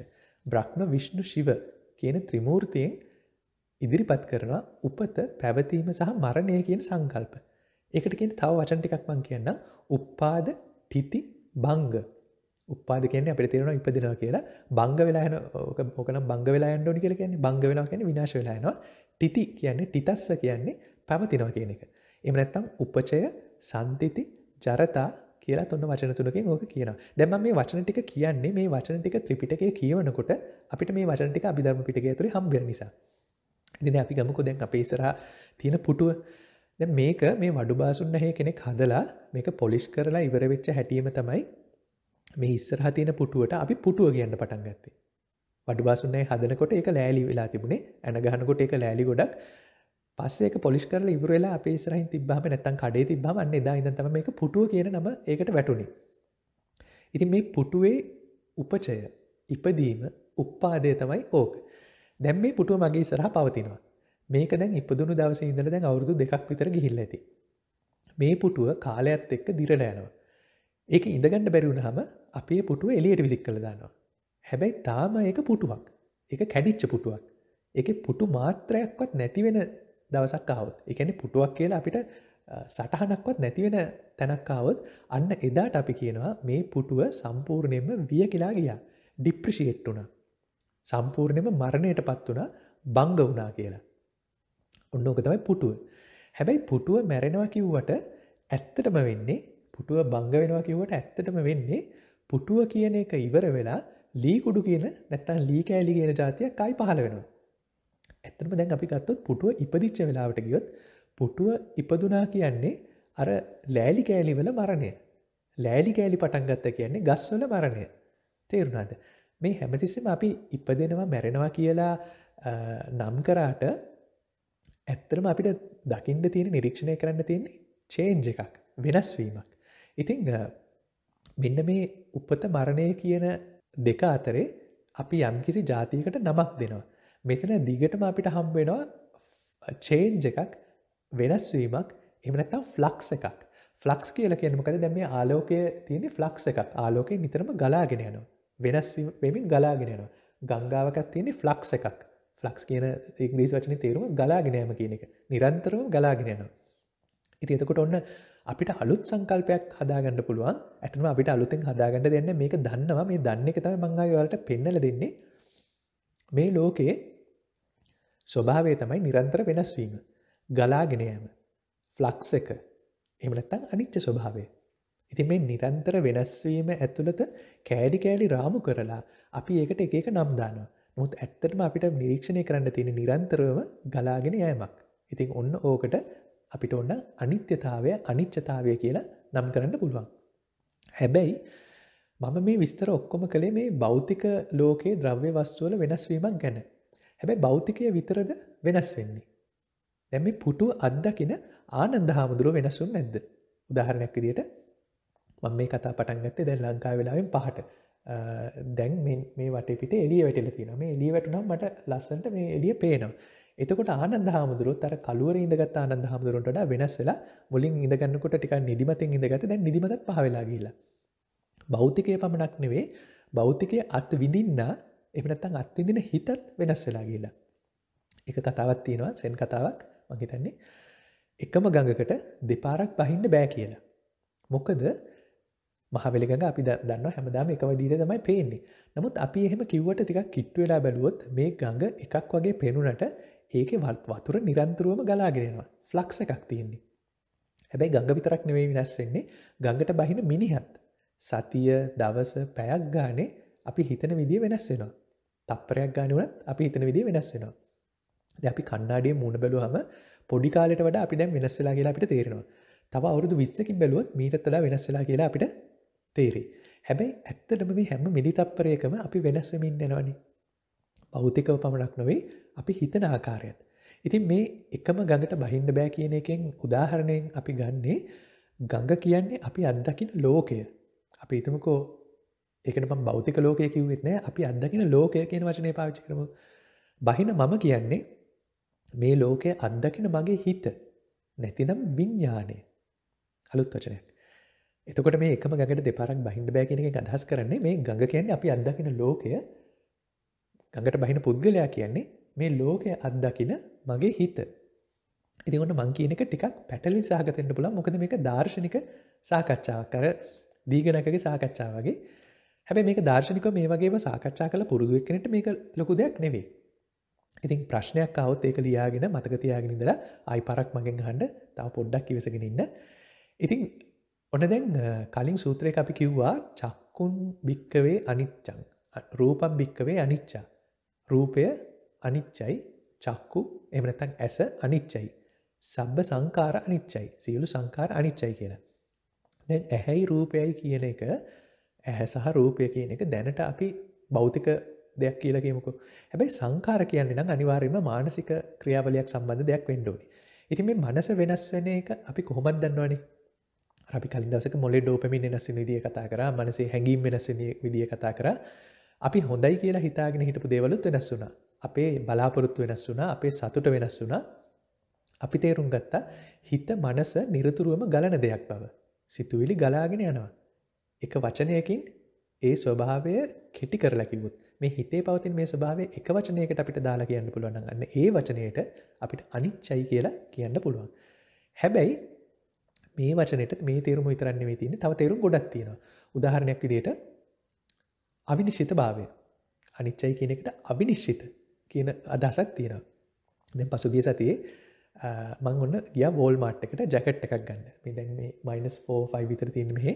ඉතින් -27 වෙනකල් වරුතු දෙන ජැකට් එකක් ගන්න ගියා. ඉතින් මේ ජැකට් එක මම ගත්තේ ජෙන්ට් සෙක්ෂන් එකේ. පිරිමි අයගේ ඇඳුම් තියෙන තැනින්. ඊට එහා පැත්තේ ගෑනු කට්ටියගේ ජැකට් උත් තිබුණා. මම ගත්ත එක නිල් පාට ජැකට් එකක්. ඒකේ අර ඔලුවට දාන හුඩ් එකේ සත්තුන්ගේ ලෝම වගේ අල්ලලා තියෙනවා. ඉතින් මේ ජැකට් වර්ග මෙච්චර ගොඩක් තියෙද්දි ඒව ගන්න කඩ ගොඩකුත් තියෙද්දි ඇයි මම මේ වෝල්මාර්ට් එකට ගිහිල්ලා නිල් පාට ජෙන්ට් සෙක්ෂන් එකෙන්ම ජැකට් එකක් ගත්තේ? ඔන්න දැන් ඔක මේ ටිකක් මොඩ කතාවක් වගේ තේරුණාට මේක දාර්ශනික කතාවක්, දාර්ශනික ප්‍රශ්නයක්. දැන් මට මේ ලෝකේ ඕන ජැකට් එකක් ගන්න නිදහස ස්වයං තීරණ අයිතිය තිබුණාද? එහෙම නැත්නම් එහෙම නැද්ද? මොකක්ද ඔයාලා හිතන්නේ? ඔයාලම හිතලා බලන්න. ආනන්ද හාමුදුරන්ට ලෝකේ ඕනෑම ජැකට් එකක් ගැනීමේ ස්වයං තීරණ අයිතියක් තිබුණද? එහෙම නැත්නම් ආනන්ද හාමුදුරුවෝ කොහොම කරත් අනිවාර්යයෙන්ම ගිහිල්ලා අර හුඩ් එකේ ලෝම අල්ලලා තියෙන නිල් පාට ජෙන් සෙක්ෂන් එකේ වෝල්මාර්ට් ජැකට් එක විතරමද ගන්නෙ. ඉතින් ඔන්න දැන් අපි ඒක අරගෙන බැලුවොත් දැන් මේ ජැකට් එක ගන්නේ මම ජෙන් සෙක්ෂන් එකේ. ඇයි මම ඒක ජෙන් සෙක්ෂන් එකෙන් ගන්නෙ? මම පිරිමියෙක් නිසා. පිරිමි ඇඳුම් ගන්නේ ජෙන් සෙක්ෂන් එකෙන් නිසා. එතකොට මම පිරිමියෙක්. පිරිමි ඇඳුම් ගන්නේ ජෙන් සෙක්ෂන් කියන එකෙන් කියන එක මම කලින්ම තීරණය කරලා ඉවරයි මීට අවුරුදු ගානකට ඉහතදී.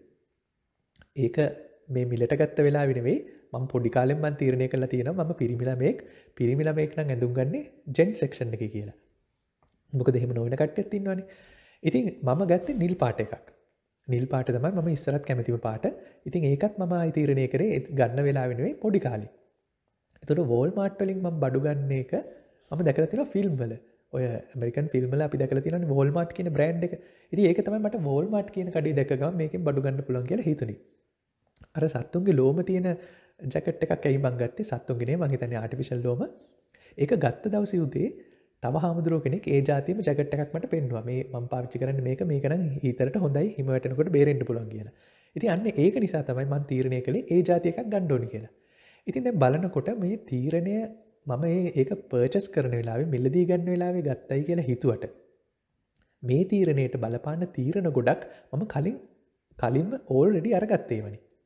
ඒ කියන්නේ මේ කලින් තීරණ එකක් හරි වෙනස් වුණා නම් අද මගේ තීරණය සම්පූර්ණයෙන්ම වෙනස් පැත්තකට හැරිලා යන්න තිබුණා. ඒ කියන්නේ මගේ අද තීරණය ඇත්තටම අර මම කලින් ගත්ත තීරණවල ෆන්ක්ෂන් එකක්, ඩෙරිවටිව් එකක්, ව්‍යුත්පන්නයක්. තේරෙන සිංහලෙන් කිව්වොත් මේ අර කලින් ගත්ත තීරණ උඩ තමයි අද ගත්ත තීරණේ රඳා පවතින්නේ. හරිද එහෙම කිව්වොත්? හැබැයි මං කියප එක තව ටිකක් හිතලා බලන්න. ඔයාලා අද මොකක් හරි ඇඳුමක් ඇඳගෙන ඇති. අපිට හිතෙන්නේ ඒක නිකන් අල්මාරියට අත දාලා මොකක් හරි ඇඳුමක් අරන් ඇඳයි කියලා. නමුත් ඇත්තටම ඒකේ වගේ රැන්ඩම් ඇක්ටිවිටි එකක්ද නැත්නම් ඒක සඳහා බලපාන තීරණ ගොඩක් තියෙනවද? දැන් ඔතන ඉන්න පිරිමි ළමෙක් අපි ගත්තොත් එයා ඉඳන් ඉන්න පුළුවන් කලිසමකුයි ෂර්ට් එකකුයි. කලිසමයි ෂර්ට් එකයි අත දාලා ගත්තට ඒක සම්පූර්ණයෙන්ම රැන්ඩම්ද නැත්නම් කවදා හරි ඔයාලා කලිසම් අඳින්න ඕන කියලා තීරණය කරපු දවසට ඒක සම්බන්ධද? ඉතින් අන්න ඒ වගේ අපි කලින් තීරණයකට ගියොත් අර තව හාමුදුරුව කෙනෙක් ඒ බූල් ජැකට් එකක් අරන් තිබුණ නිසා තමයි මමත් ඒ වගේ එකක් ගන්න කියලා තීරණය කරන්නේ. අන්න ඒ උදේ පාන්දරට ගියොත් ඒ වෙලාවට ගියොත් ඒකත් අහම්බයක් නෙවෙයි.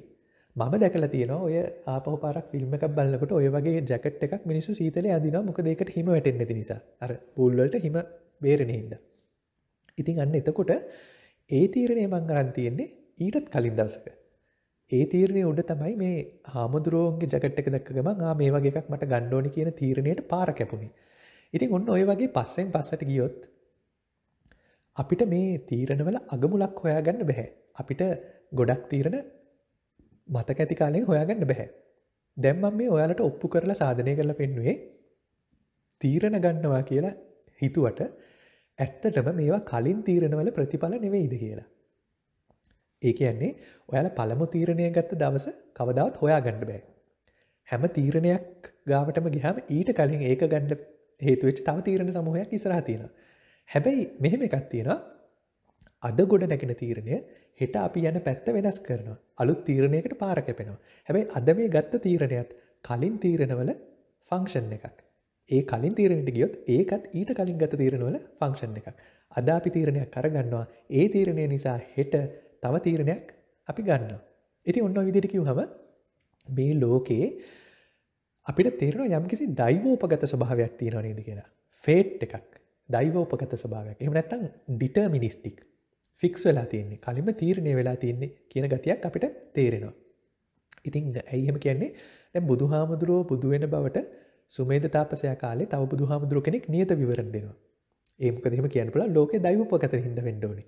හරියටම මෙන්න මෙයා මේ කාලෙදී මෙන්න මේ නමින් බුදු වෙනවා කියලා නියත විවරණ කියලා එකක් දෙනවා.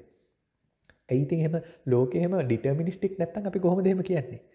ඉතින් දැන් ඔන්න මම තප්පරයකට කලින් දැන් මම කියපු එකම මම දැන් ආයි පාරක් විසංවාද කරන්න යනවා. මෙන්න මේක තමයි දාර්ශනික සංවාදවල හැටි. දැන් මම කලින් කිව්වනේ මේ ලෝකේ ඇත්තටම ෆේට් එකක් තියෙන කියලා. මම අර නිල් පාට බූල් හුඩ් එකක් තියෙන ජෙන් සෙක්ෂන් එකේ වෝල්මාර්ට් ජැකට් එකක් ගත්ත තීරණය මම ඒක පර්චේස් කරන වෙලාවේ ගත්ත තීරණයක් නෙවෙයි ඊට කලින් තීරණවල එකතුවක් ෆංක්ෂන් එකක් කියලා කිව්වා. ඒ කතාවම මම දැන් විසංවාද කරනවා. ඔය කොච්චර කලින් තීරණ ගත්තා කියලා කිව්වත් ඔයාලට බැරිද දැන් මේ Zoom chat එකෙන් exit වෙලා යන්න මේ ආනන්ද හාමුදුරුවෝ මේ මොනවා කියනවද මන් දන්නේ නැහැ කියලා exit වෙලා යන්න බැරිද? එහෙම නැත්නම් YouTube බලනවා නම් ඒක off කරලා දාන්න බැරිද? මං කොච්චර තර්කානුකූලව කිව්වත් ඔයාලට හිතෙනවා ඕන වෙලාවක ඕන තීරණයක් මට ගන්න පුළුවන් කියලා. හැබැයි මම මේ කලින් ගෙනාපු තර්කයත් එහෙම එකපාරටම බැහැර කරන්න පුළුවන් එකක් නෙවෙයි හිතලා බැලුවම. අපි ඔන්න සාකච්ඡා Q&A වලදී මේක තවත් සාකච්ඡා කරලා බලමු. ඒක එකපාරට බැහැර කරන්න පුළුවන් එකක් නෙවෙයි. ඒක බැහැර කරන්න ඔයාලා මොකක් හරි ගෙනාවොත් මං ඒකත් බිඳ හෙලන තවත් තර්කයක් ඉදිරිපත් කරනවා. හැබැයි දැන් එහෙම තර්කයක් ඉදිරිපත් කරාට ඒක බැලුවමට සාධාරණත්වයක් තියෙන බව තේරුණාට අපිට හිතෙන්නේ මටත් මේ දැන් මේ උදේ පාන්දර මේක කියව ඉන්නේ නැතුව මේක ඕෆ් කරලා දාලා ආයි පොඩ්ඩක් නිදාගන්න සැතපෙන්න යන්න පුළුවන්. ඔයාලටත් මේක ඕෆ් කරලා දාලා දැන් නිව්සීලන්ත වල නම් තව ගොඩක් රැ වෙලා ඇති මේක ඕෆ් කරලා යන්න පුළුවන්. ඉතින් ඒ ස්වයං තීරණ අයිතිය අපිට තියෙනවා කියලා තමයි ඔන්න අපිට තේරෙන්නේ. එතකොට ඇත්තටම මේ ලෝකයේ ඩිටර්මිනිස්ටික්ද දෛවෝපගතද? එහෙම නැත්නම් අපිට ඕන විදිහට මේ ලෝක වෙනස් කරන්න පුළුවන්ද? ස්වයං තීරණ අයිතියක් තියනවාද? දැන් මේක විසඳ ගන්න ප්‍රශ්න මගෙන් අහන්න එපා. මොකද මේක මට උත්තර දෙන්න පුළුවන් ප්‍රශ්නයක් නෙමෙයි. මේක අවුරුදු 3-4000ක් පරණ දාර්ශනික ප්‍රශ්නයක්. තාමත් දාර්ශනිකයෝ මේකට එකඟ වෙලා නැහැ මේ දෙකෙන් හරියක මොකක්ද කියලා. ඉතින් දැන් හැබැයි අපිට මෙතන එකක් ඉතුරු වෙනවා. අවිනිශ්චිතභාවයක්. කුකුලද බිත්තරේද? ස්වයං තීරණ අයිතියක් තියෙනවද? හැමදේම දෛවෝපගතව මහ බබා කොටලද තියෙන්නේ? අපි හරියටම මේ ගැන දන්නේ නැහැ. හරියටම අපිට අදහසකට එළෙන්න බෑ. ඒ නිසා අවිනිශ්චිතයි. අවිනිශ්චිතයි කියන්නේ නිශ්චියටම, ටක්කෙටම කිරිගහට යන්න වගේ මට කියන්න බැරි නිසා. නිශ්චියටම කියන්න බැරි නිසා නිශ්චියට කලින් අයන්නක් දාලා නිශ්චයි කියලාත් ඕනනම් කියන්න පුළුවන්. ඉතින් ඔන්න එතකොට අවිනිශ්චිතතාවය කියන එකටත් අනිච්ච කියන වචනේ ඊටාම ගැඹුරු ලෙස පාවිච්චි කරනවා. විශේෂයෙන්ම බුද්ධ කාලයෙන් අවුරුදු 300කට 400කට පස්සේ එන හාමුදුරු නමක් ඉන්නවා අනාගර්ජුන කියලා. නාගර්ජුන පාදේව කියලා. මේ නාගර්ජුන පාදේව කියන්නේ නාලන්දා විශ්වවිද්‍යාලයේ වයිස් චාන්සලර්. මේ කුලපති නෙවෙයි උපකුලපති. ඒ හාමුදුරුව ඇකඩමික් හාමුදුරුව කෙනෙක්. ඒ හාමුදුරුව නිබන්ධනයක් ලියනවා මූල මධ්‍යම කාරිකාව කියලා. ඒ මූල මධ්‍යම කාරිකාව කියන නිබන්ධනය ඇතුලේ මේ අවිනිශ්චිතතාවය කියන සංකල්පය ඉතාමත් ගැඹුරු ලෙස සාකච්ඡා කරනවා. ඉතින් මේ නාගර්ජුන පාදයෝ සමහරු මතයක් තියෙනවා මෙයා සම්පූර්ණයෙන්ම බුද්ධ ආගම වැරදියට ඉන්ටර්ප්‍රිට් කරපු එක්කෙනෙක් කියලා ඔන්න මතයක් තියෙනවා. මොකද එහෙම කියන්නේ මේ නිබන්ධනය ඇතුලේ අභිධර්මය කියන එකට ඉතාමත් නිර්දය ලෙස මේ හාමුදුරුව පහර එල්ල කරනවා. අභිධර්මය කියලා මේ බෞද්ධයෝ කියන එක වැරදි කියන එකට මත ගොඩක් ඉදිරිපත් කරනවා. ඉතින් ඒකට ඒ හාමුදුරුව ගන්නේ මුල් බුදු සමයේ තිබුණු යම්කිසි කොටස් කච්චායන ගොත්ත සූත්‍රය වගේ සූත්‍ර ආධාරයෙන් තමයි මත ඉදිරිපත් කරන්නේ. නමුත් අපි එච්චර ගැඹුරට මේව හොයන්න යන්නේ නැහැ. අපිට ඕනේ මේ සරලව අනිච්ච දුක්ඛ අනාත්ත කියන්නේ මොකක්ද කියලා හොයාගන්න එක. කාට හරි මේව ගැන විශේෂ උනන්දුවක් තියෙනවා නම් ඕන තරම් රිසෝසස් තියෙනවා. මේව හොයලා බලන්න පුළුවන් ඉන්ටර්නෙට් එකේ. ඉතින් අවිනිශ්චිතතාවය කියන අදහසිනුත් අපි අනිච්ච පාවිච්චි කරනවා. හැබැයි මේ අනිච්ච කියන එකට තව අදහස් තියෙනවා. අපි බලමු දැන් ඉච්ඡානුක සහ අනිච්ඡානුක කියලා ක්‍රියාකාරකම් දෙකක් තියෙනවා. අපි ඇඟේ තියෙනවා අපි සවිඥානිකව උදාහරණයක් විදිහට සවිඥානිකව කල්පනා කරලා හිතලා බලලා අපිට රෝස මලක සුවඳ බලන්න පුළුවන්. අපිට මලක් අරගෙන ඒකේ සුවඳ බලන්න පුළුවන් හිතලා මතලා. දැන් මම මේ හිතලා කරපු ඇක්ටිවිටි එකක්. හැබැයි සමහර වෙලාවකට අපිට ප්‍රතික්‍රියාවක් විදියටත් යමකට ප්‍රතික්‍රියා දක්වන්න පුළුවන් කය. උදාහරණයක් විදිහට මොකක් හරි මේක රත් වෙච්ච එකක් නම් මම දන්නේ නැතුව මේක ඇල්ලුවොත් අනිච්චානුකවම අතීතයට යනවා. ඒ කියන්නේ අපි කැමැත්තෙන් කරන දේවල් වලට ඉච්ඡාව කියන වචනේ පාවිච්චි කරනකොට අනිච්චානුක කියන වචනේ අපි ගේ කැමැත්තකින් තොරව නිකන් ඉබේම වගේ ප්‍රතික්‍රියාවක් විදිහට වෙන ඒවාට පාවිච්චි කරනවා. හැබැයි මෙන්න මෙතෙන්ද මේ ඉච්ඡාව කියන වචනය යෙදෙනවා යම්පි ඉච්ඡං නලබති තම්පි දුක්ඛං. යම්පි ඉච්ඡං කියන්නේ යමක් කැමැතිසේ ලබා ගන්න නොහැකි වුණොත් අන්න ඒක දුකක් කියන එක ඇතුලේ මෙන්න මේ යම්පි ඉච්ඡං නලබති තම්පි දුක්ඛං කියන අදහස අපිට හම්බ වෙනවා. ඉච්ඡාව කියන එක. එතකොට අපි ඇති කරගන්න බලාපොරොත්තු වල තියෙන වැරද්ද අපි පහුගිය සතිවල තේරුම් ගත්තා. මතක නැත්නම් ආයි පාරක් ඒව පොඩ්ඩක් මතක් කරගන්න බලන්න. එතකොට ඒ ඇති කැමැත්ති එහෙම නැත්නම් බලාපොරොත්තු සුන් වෙලා යාමට නියමිත බවත් අපි හොයාගත්තා. මම දීර්ඝ වශයෙන් අද විස්තර කරන්න යන්නේ නැහැ ඒවා. හරියට බඩගින්නට මස් නැති ඇටකටුවක් සූප්පු කරන බල්ලෙක් වගේ ඒක කොච්චර සූප්පු කරත් බඩ පිරෙන්නේ නැහැ. අපේ බලාපොරොත්තු වල කැමැති වල පදනම වැරදි. අන්න ඒක නිසා තමයි අපිට මේ බඩ පුරවගන්න බැරි. කැමැති බලාපොරොත්තු ඉෂ්ට කරගන්න බැරි. අන්න ඒ අර්ථයෙන් මේ අනිච්ච ආයි පාරක් ත්‍රිපිටකය ඇතුලේ යෙදෙනවා. අපිට කැමැති බලාපොරොත්තු ඉෂ්ට කරගන්න නොහැකි කියන අදහසෙන්. කැමැති දේවල් ඉෂ්ට කරගන්න බැහැ, බලාපොරොත්තු ඉෂ්ට කරගන්න බැහැ කියන අර්ථයෙන් අනිච්ච කියන අදහස යෙදෙනවා. ඒත් එක්කම තව විදිහකට මේ අනිච්ච කියන අදහස යෙදෙනවා අතෘප්තිපත් භාවය විදියට. ඒ කියන්නේ අපි හොයාගත්තා අපි හදිස්සියේ හරි බලාපොරොත්තු වෙච්ච විදියටම වැඩේ සිද්ධ වුණත්. කලින් දවස්වල අපි කතා කරා. අපිට සම්පූර්ණයෙන්ම විඳින්න 100%ක් විඳින්න හිත ඉඩ දෙන්නේ නැති බයවල් 4ක් ගැන කතා කරා. අපි හිතමුකෝ ඒ බයවලුත් පැත්තකට දාලා අර පිස්සෙක් හරි පොඩි ළමෙක් හරි වගේ එහෙම හදිස්සියේ ඒක විඳින්න පුළුවන් වුණා කියලා. හැබැයි පොඩි වෙලාවකට හරි ඒක වින්දත් අර අපි කතා කරා බෙල් කර්ව් එක. එහෙම නැත්නම් මුහුදු රැල්ලක් වගේ. ඒ සතුට රඳව ගන්න බැරි ගතියක් තියෙනවා. සන්තෘප්ත කරගන්න, කන්ටේන් කරගන්න, නවත්ත ගන්න බැරි ගතියක් තියෙනවා. හරියට දැන් අද උදේ නැගිටලා පතුල හිල් වෙච්ච බැරල් එකකට උදේ ඉඳන් වතුර පුරවනවා. ඒක පිරවිලා තියෙනවා හවස් වෙනකොට. හැබැයි ආයේ හෙට උදේ නැගිටලා බලනකොට ඒක හිස් වෙලා. ඉතින් ඔන්න ඔය වගේ ස්වභාවයක් මේ ලෝකේ තියෙනවා. ලෝකය කියලා ඇත්තටම මම මේ කියන්නේ භෞතික ලෝකය ගැන නෙවෙයි. භෞතික ලෝකය ගැනත් මට කතා කරන්න පුළුවන්. නමුත් භෞතික ලෝකයට වඩා මානසික ලෝකය කියන පැත්තට බරව තමයි මම මේ කතා කරන්නේ. ඔන්න එහෙනම් අනිච්ච කියන එකට ප්‍රධාන අර්ථ 4ක් අපි මේ වෙලාවේ හොයාගත්තා. වෙනස් වෙන සුළු භාවය, flux, change, impermanence කියන අර්ථය. එහෙම නැත්නම් අවිනිශ්චිතතාවය, uncertainty කියන අර්ථය. එහෙම නැත්නම් කැමැති බලාපොරොත්තු සම්පූර්ණයෙන්ම ඉටු කර ගැනීම නොහැකියාව කියන අර්ථය. ඒත් එක්කම කැමැති බලාපොරොත්තු ඉෂ්ට වුණත් ඒ සතුට රඳවා ගැනීමේ ඇති නොහැකියාව අසන්තෘප්තභාවය කියන ಜಾති 4ක් ඔන්න අනිච්ච ගැන අපි දැන් කතා කරා. අනිච්චට තියෙන ඉන්ටර්ප්‍රිටේෂන්ස් විදියට. මේ හතරම හතර ආකාරයකටම තැන් තැන් වල යෙදිලා තියෙනවා. ඉතින් අපි ඒ කන්ටෙක්ස්ට් එක කියවලා බලන්න ඕනේ කොයි එකද මේකෙන් ගන්න ඕනේ කියලා. අනිච්ච වලින් පස්සේ ඔන්න දුක්ඛ කියලා එකක් අපිට හම්බ වෙනවා. දුක්ඛ යනු කුමක්ද? දුක අපිට ප්‍රධාන වශයෙන් තුන් ආකාරයකට දකින්න පුළුවන්. මේකේ අනිච්ච දුක්ඛ අනාත්ත කියලා තුනක් තියෙනවා. නමුත් අද දවසේ මම මේකෙන් දෙකක් විතරක් කතා කරන්නම්. මොකද අනාත්ත කතා කරන්න අපිට ටිකක් වෙලාව ගන්න ඕන නිසා. ඉතින් මේ දුක කියන එක ප්‍රධාන වශයෙන් තුන් ආකාරයකට දකින්න පුළුවන්. කායිකව අපිට ඇති වෙන දුක්. ලෙඩවීම, හදිසි අනතුරු, බඩගින්න, සීතල, උෂ්ණත්වය, pain. එහෙම නැත්නම් කායික දුක් වේදනාව කියන එක ඔන්න කායික දුක විදිහට ගන්න පුළුවන්. මානසික දුක් කියන જાතියකුත් තියෙනවා. අර අපි කතා කරේ කැමති දේවල් ලැබෙන්නේ නැහැ, බලාපොරොත්තු බිඳ වැටෙනවා, හිත බිඳෙනවා, ප්‍රියයන් වෙන් වෙලා යනවා. අපි අකමැති තැන් වලට මිනිස්සු ආශ්‍රය කරන්න සිද්ධ වෙනවා. සොරෝ, දෝමනස්සය, පරිලාහය, උපායාසය වගේ වචන ඔන්න ඕකට එදලා. දැන් මේ මම අර අන්තිමට කියපු වචන අර පරණ කාලේ සිංහල වගේ ඒ වචන අපි වැඩි පාවිච්චි කරන්නේ නැහැ. නමුත් දෝමනස්සය කියවම අපිට තේරෙනවා මේ දුක ගැන කතා කරන්නේ, සොරෝ එක ගැන. හැබැයි දෝමනස්සයයි වේදනාව කියන එකයි ಜಾති දෙකක්. pain කියන්නේ කායිකව දැනෙන දුකක්. සොරෝ කියලා කියන්නේ, දෝමනස්සය කියලා කියන්නේ, පරිලාහය, උපායාසය කියන්නේ මානසිකව දැනෙන දුකක්. ඔන්න දැන් ಜಾති දෙකක් තියෙනවා. ඒ දෙක පැහැදිලිනේ. නමුත් බුද්ධ දර්ශනය කතා කරන්නේ ප්‍රධාන වශයෙන්ම මේ දුක් දෙක ගැන නෙවෙයි. මම නැවත කියන්නම් බුද්ධ දර්ශනය ඇතුලේ දුක කියලා කතා කරන්නේ ප්‍රධාන වශයෙන්ම මේ දුක් දෙක ගැන නෙවෙයි. මේ ඉහත කියපු දුක් වලට හේතුව තමයි බුදුදහමේ දුක කියලා කතා කරන්නේ. එහෙම නැත්නම් දුක්ඛ සත්‍ය, ආර්ය දුක, දාර්ශනික දුක කියලා කතා කරන්නේ අර මං කලින් කියපු දුක් දෙකට හේතුව මොකක්ද කියන එක. ඉතින් යම්කිසි ආකාරයකට ඒ හේතුවටත් දුක කියන වචනේ යෙදලා තියෙනවා. නමුත් ඇත්තටම ඒක අපිට අර කලින් දුක් දෙක වගේ දැනෙන පේන දුක් දෙකක් නෙමෙයි, ඒක දාර්ශනික දුකක්. ඒ නිසා මේකට ආර්ය දුක්ඛ, එහෙම නැත්නම් දුක්ඛ සත්‍ය කියලා ඒකට නම් කරලා තියෙනවා. මම උදාහරණයක් කියන්නම් මේක තෝරගන්න.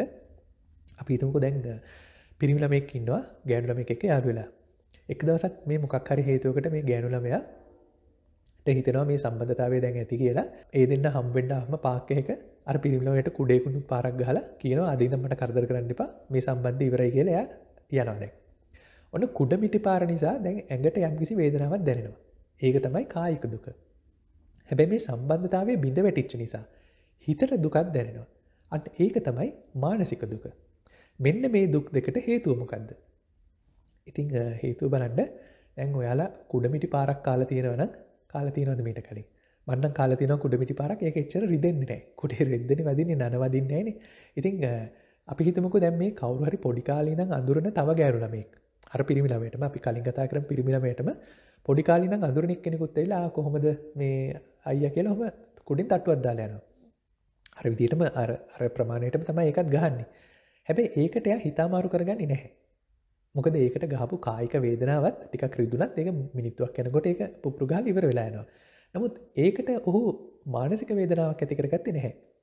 එතකොට අපිට තේරෙනවා කායික වේදනාව සහ මානසික වේදනාවත් සම්බන්ධයි වගේ පෙනුනට සම්පූර්ණයෙන්ම එහෙම සම්බන්ධයක් නැහැ. ඒක දෙකක්. හැබැයි අර පෙම්වතිය ගහලා දාලා කියන නිසා මේ පිරිමි ළමයා හොඳටම හිතාමාරු කරගත්තා. මේ ඇතිවෙච්ච මානසික තැවුලට හේතුව මේ පිරිමි ළමයා අර ගෑනු ළමයා එක්ක යාළු වෙච්ච එක කියලා මම කිව්වොතින් ඔයාලා මොකද ඒ ගැන හිතන්නේ? අර පිරිමි ළමයාට දෙවෙනියට ඇතිවෙච්ච මානසික හිතවලට හේතුව ඒ පිරිමි ළමයා අර ගෑනු ළමයාත් එක්ක යාළු වෙච්ච එක. අර සින්දුවකුත් තියෙන්නේ එදා සෙනෙහෙන් නොබැඳුනා නම් මෙදා වියෝවක් නැහැ. මේ වියෝවට හේතුව එදා සෙනෙහෙන් බැඳිච්ච එක. දැන් අර දෙවෙනියට ආපු ගෑනු ළමයා යාළුවෙක්නේ පොඩි කාලේ. එයත් එක්ක එහෙම කුඩින්ගේ හොය කියලා එහෙම මානසික ආතතියක් මානසික පීඩාවක් එන්නේ නැහනේ. ඉතින් ඔන්න බලන්න දැන් ඔයාලට එන මානසික තැවුල් වලට වැඩිපුරම හේතු වෙන්නේ මොකක් හරි දෙයකට ආසාවෙන් බලාපොරොත්තු වෙලා ඉඳීම නෙවෙයිද? මොකකට හරි ආසාවෙන් බැඳුණු දවසේ ඉඳන් ඒ දේ හම්බුනේ නැති වුණොත් ඒක අපෙන් ඈත් වෙලා ගියොත් අන්න අපිට දුක ඇති වෙනවා. එතකොට මොකකට හරි ආසාවෙන් බැඳීමට අපි තණ්හාව කියලා කිව්වොත් අපිට කියන්න පුළුවන් තණ්හාය ජායති සෝකෝ තණ්හාය ජායති බයං තණ්හාය විප්පමුත්තස්ස නත්ති සෝකෝ කුතෝ බයං. ඒ දෙවෙනි පදේ වැඩක් නැහැ. තණ්හාව නිසා ශෝකය ඇති වෙනවා. තණ්හාය නිසා බය ඇති වෙනවා. තණ්හාය නිසා දුක ඇති වෙනවා. ඉතින් ඔන්න බයට සහ මානසික දුකට හේතුව තණ්හාව කියලා අපි දැන් හොයාගත්තා. එතකොට මේ තණ්හාව නිසා මානසික දුක හටගනී කියන එක තමයි මේ තුන්වෙනි දුක වෙන්නේ. ආර්ය දුක. එතකොට මේ තුන්වෙනි දුක අපිට දැනෙන එකක් නෙවෙයි. ඒක වේදිත නැහැ. වේදිත කියන එකෙන් අදහස් කරන්නේ අපිට ෆීල් වෙන්නේ නැහැ කියන එක. අවේදිතයි. මේක අපි දාර්ශනිකව කල්පනා කරලා බැලුවම මේක ඇත්ත බව පේනවා. නමුත් අපිට මේක තේරෙන එකක් නෙවෙයි. ඉතින් ඔන්න දැන් කලින් දෙක තේරෙනවා. කායික දුක අපිට තේරෙනවා, මානසික දුක අපිට තේරෙනවා. දාර්ශනික දුක අපිට ඇඟට ෆීල් වෙන එකක් නෙවෙයි. අපි දාර්ශනිකව කල්පනා කරලා බැලුවම අපිට හිතෙනවා ඇත්ත තමයි හාමුදුරුවෝ කියප එක හරි. එදා සෙනෙහෙන් බැඳිච්ච නිසා තමයි මෙදා වියෝවක් තියෙන්නේ. තණ්හාවෙන් බැඳිච්ච නිසා තමයි ශෝකය, දුක, බය හටගන්නේ කියලා. ඉතින් දැන් මෙන්න මේක අපි කතා කරගෙන යනකොට බුද්ධ දර්ශනය හයි පාරක් ආගමක් විදියට ෆේල් ආගමක් විදියට ගැලපෙන්නේ නැහැ. මම ඇයි කියන්නම් එහෙම කියන්නේ? එක දවසක් එක බ්‍රාහ්මණයෙක්ගේ පුතා මැරෙනවා. මේ පුතා මැරුණාම ඒ තමන් කැමති වෙච්ච පුතා ඔහු හොඳටම අඬ ඉන්නවා හිත අමාරුයි. මේ වෙලාවේ බුදුහාමුදුරුවෝ ගාවට ඇවිල්ලා මේ බුදුහාමුදුරුවෝ කියන්නේ ඊටමත් දක්ෂ සියලු දෙයකටම උත්තර දන්නේ කෙනෙක් කියලා බුදුහාමුදුරුවන්ගෙන් පිහිටිල්ලනවා.